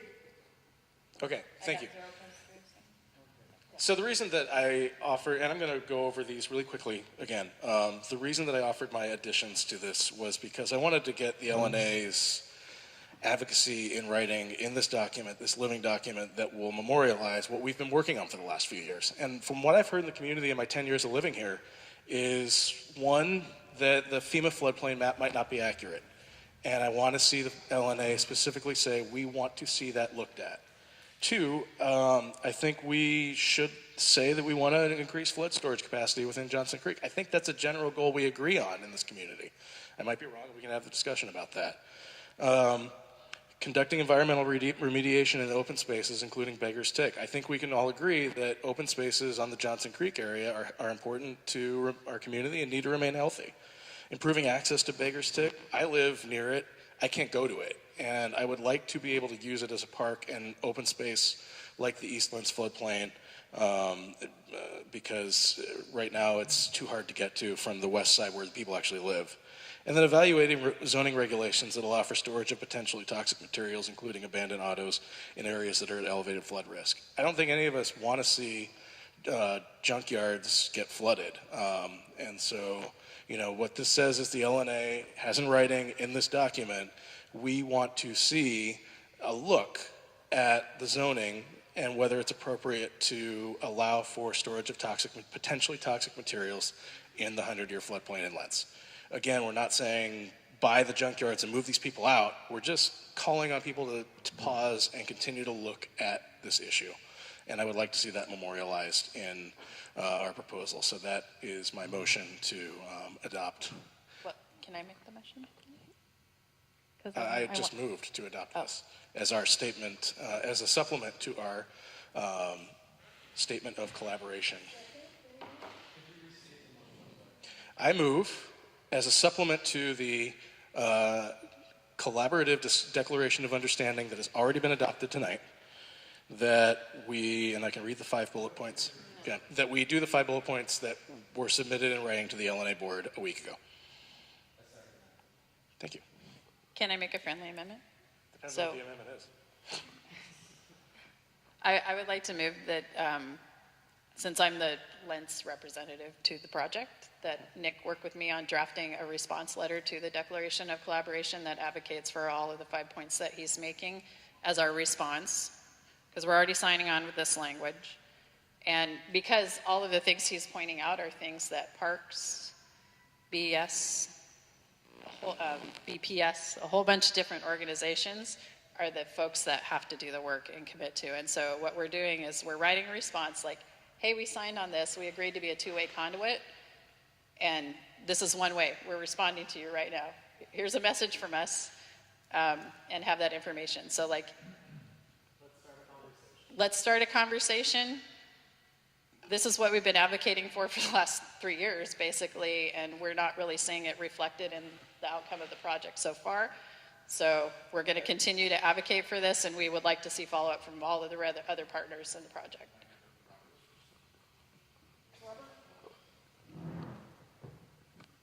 So I agree with all but number 4, because I don't think Baker Stick needs more access. I think it's intended to be more preserved type, and I think that's great. But I support the overall action because I think my voice can be heard on that particular point elsewhere.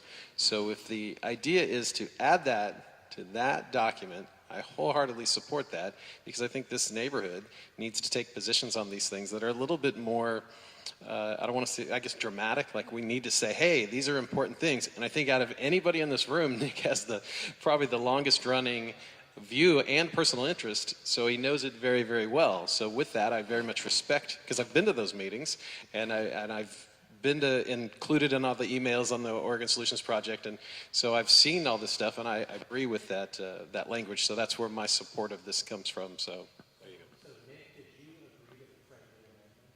It sounds like Robert, who's second. I do not agree. Pardon me? I do not agree to the friendly amendment. Okay. And I was going to discuss that. Yeah, so, Cora, I agree that we should work together on trying to push this boulder further uphill. I just think that I want to see this, as I've been talking about this neighborhood association has been writing letters about this, having meetings about this. I put hundreds of hours of my life into this, and the end result of this last 3 years of Oregon Solutions is this declaration of cooperation and understanding. And I want to see these things in it, because it has been years of my life that I have spent trying to get us to this point, and now I see us kind of getting a little walked away. So, yes, I want to continue to work with you on this. No, I don't support backing off from including this as the LNA statement in the declaration.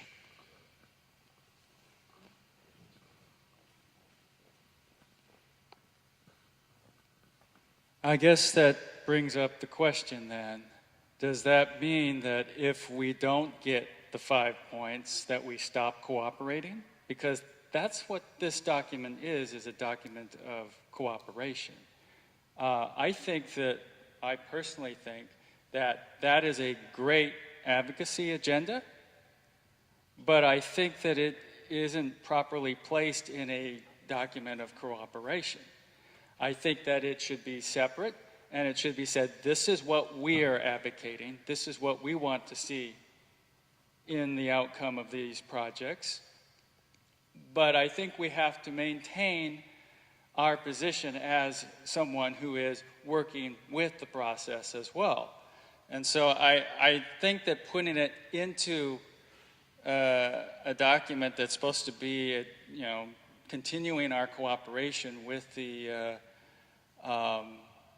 in other words, providing us that one additional channel to advocate, I think that is misplaced in that kind of a document. I think we can send it alongside, but I don't think it should be in the document of cooperation. Otherwise, it implies that we will then stop cooperating if we don't get these things. You guys might decide, is it time to vote? I would vote this up or vote it down until you came up with your email. Unless people have really discussed.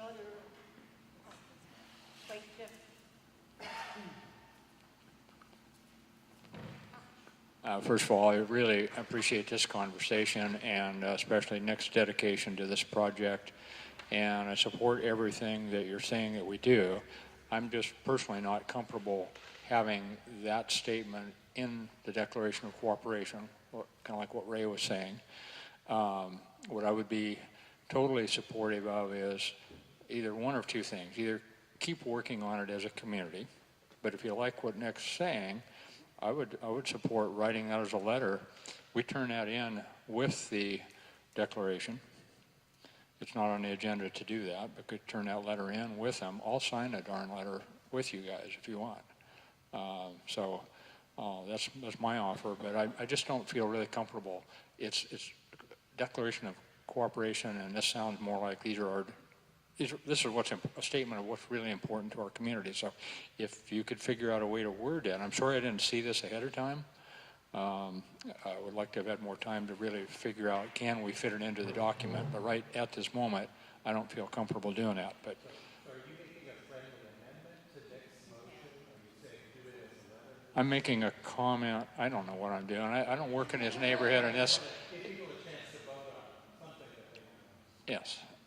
Well, I would amend something if that's what you need. I don't work in this. Statement that you guys already voted on, plus a letter that does represent My friendly amendment would be to do it as a side letter, which I'd be happy to sign on with you. He withdrew his motion. Not his motion, his motion. So just as a final thought, I want to respect that Nick came to this organization when they were trying to shove baseball down our throat as a community and had done all the research and put the time in to be credible in that argument and galvanized a lot of the community. And so that's where my respect for Nick comes from, because God knows we disagree on several other things. However, in this same issue, and I respect that you've withdrawn this, but I believe very strongly that Nick has a view of this that's credible and worth supporting. So. I have a question about that now. So if he's withdrawn his motion, is that like opening the way to having a friendly amendment with his information as a letter? You're pulling everything. So you would have to make a motion about it. There is no motion on the floor. Yep. Next topic. You guys can always decide at a later time. Yep. We can continue the discussion. Well, I really do want us to have a statement that includes everything that Nick was talking about, because I agree with it all. I just didn't think it was properly placed in this particular thing. And that, I believe, is what Cora was suggesting. I'd like to make a motion that we write a letter to accompany or follow the Declaration of Cooperation that takes into account Nick's 5 advocacy points, and that we discuss it. We'll draft it and discuss it at the next board meeting, hopefully adopt it, and then bring it to the general membership at the October meeting. I second.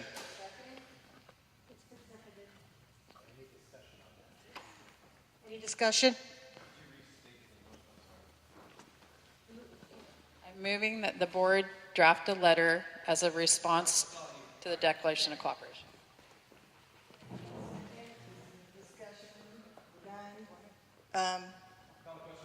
Call the question. All in favor?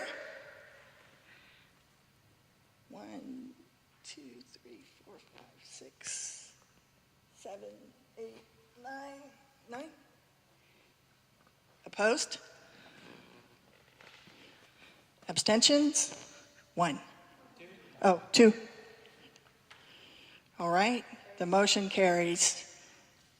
Do we want to go over your other reports now, or? I have one I need to make. Okay. Has there been any significant change in the treasury rate?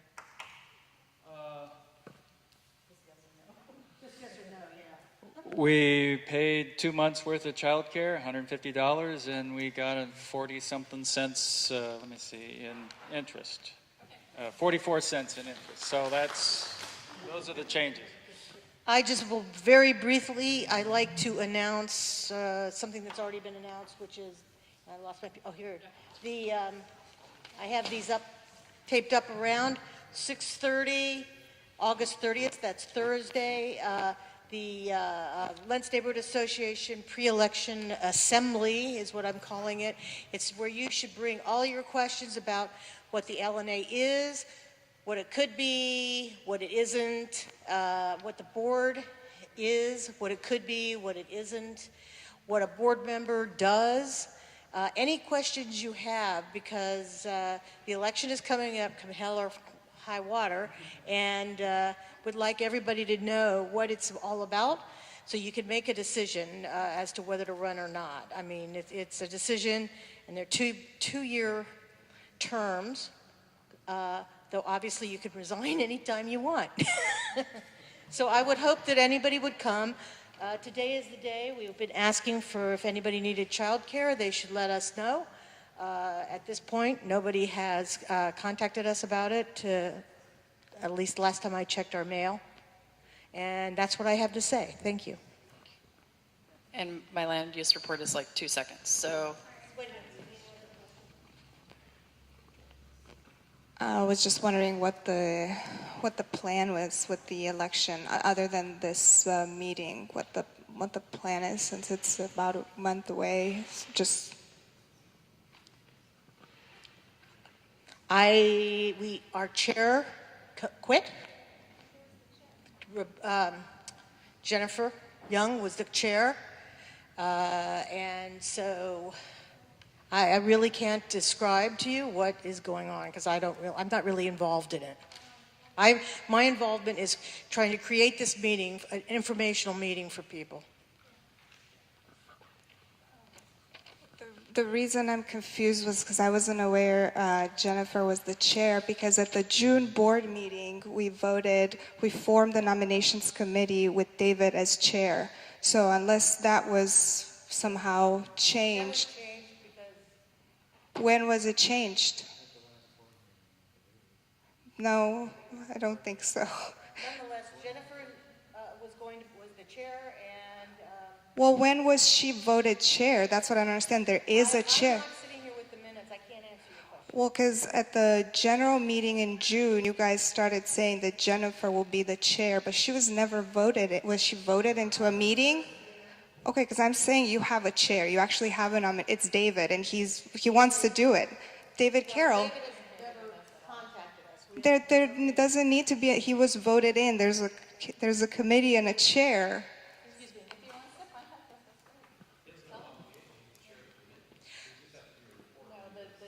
Do you have anything to say about this, Vice Chair?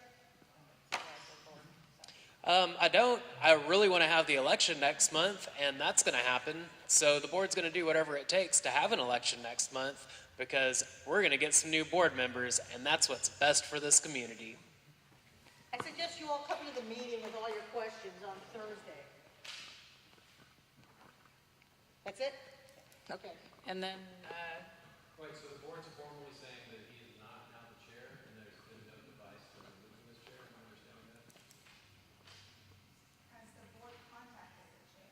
The chair hasn't contacted the board. But the board appointed someone else's chair? You guys have said that there's a different chair, but that was never a vote. There has to be a vote for that to happen. You can't just appoint them yourself. I can't tell you. I don't sit here with minutes of anything. In fact, we don't even have. You did appoint Jennifer We as don't chair. have. Did you appoint Jennifer as chair? Again, I'm not sitting here with All right, minutes. I'll help everyone real quick. Does anyone want to be chair of the nominations committee? You can't do that. You have a committee. You have a chair. I move that we remove David Carroll as chair of the nominations committee.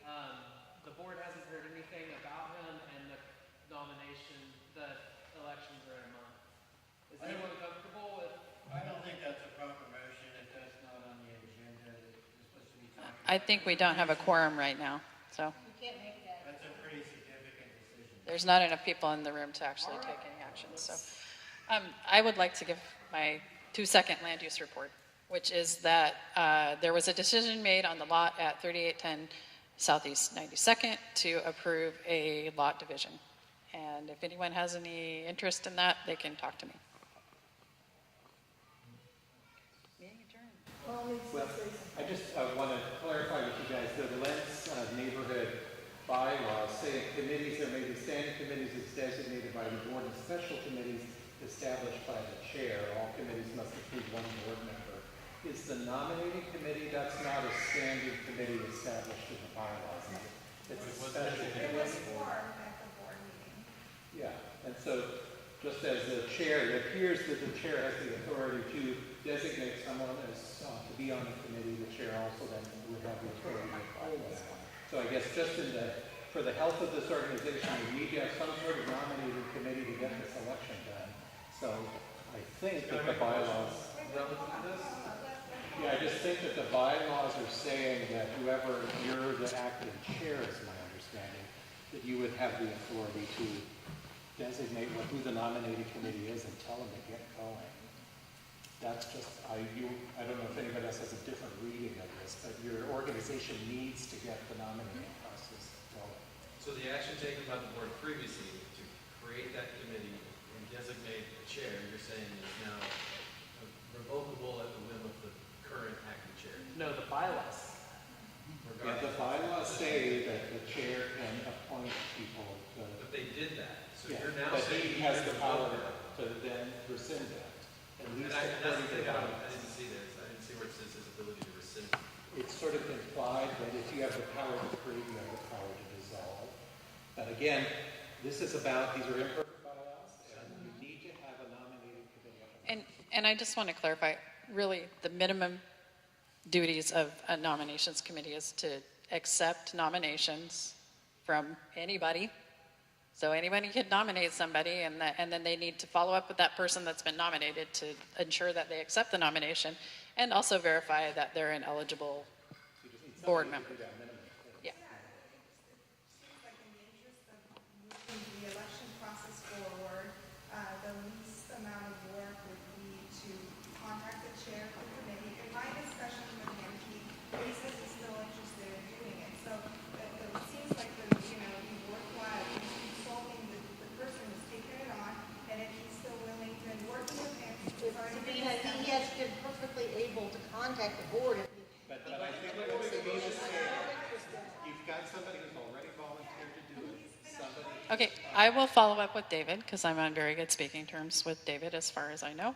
And I will see if he wants to help out with moving forward with the nomination stuff. And in the meantime, it's been really great because Barbara and Chris worked their butts off to schedule this meeting on Thursday so that people in the community can learn about what it means to actually be on a neighborhood association board. So I would encourage you, if you're really interested in having a good board and having a great election, get people to that meeting on Thursday.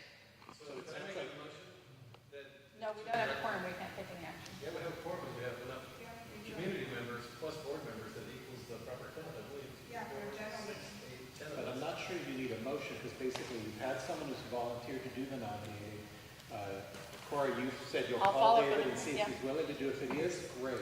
If he's not willing to do it, it looks like the bylaws say that you need to appoint somebody who's willing to do it. So just so I understand, the board, through Cora, is going to reach out to the current chair to see if he wants to continue occupying that space and what he's going to do. She's going to reach out to David.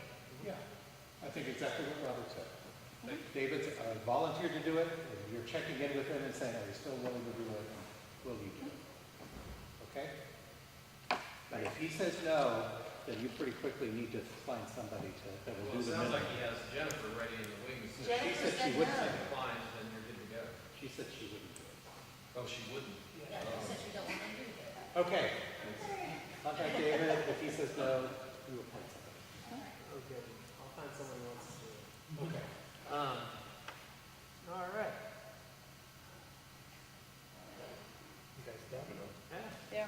All right. Sure. That's adjourned.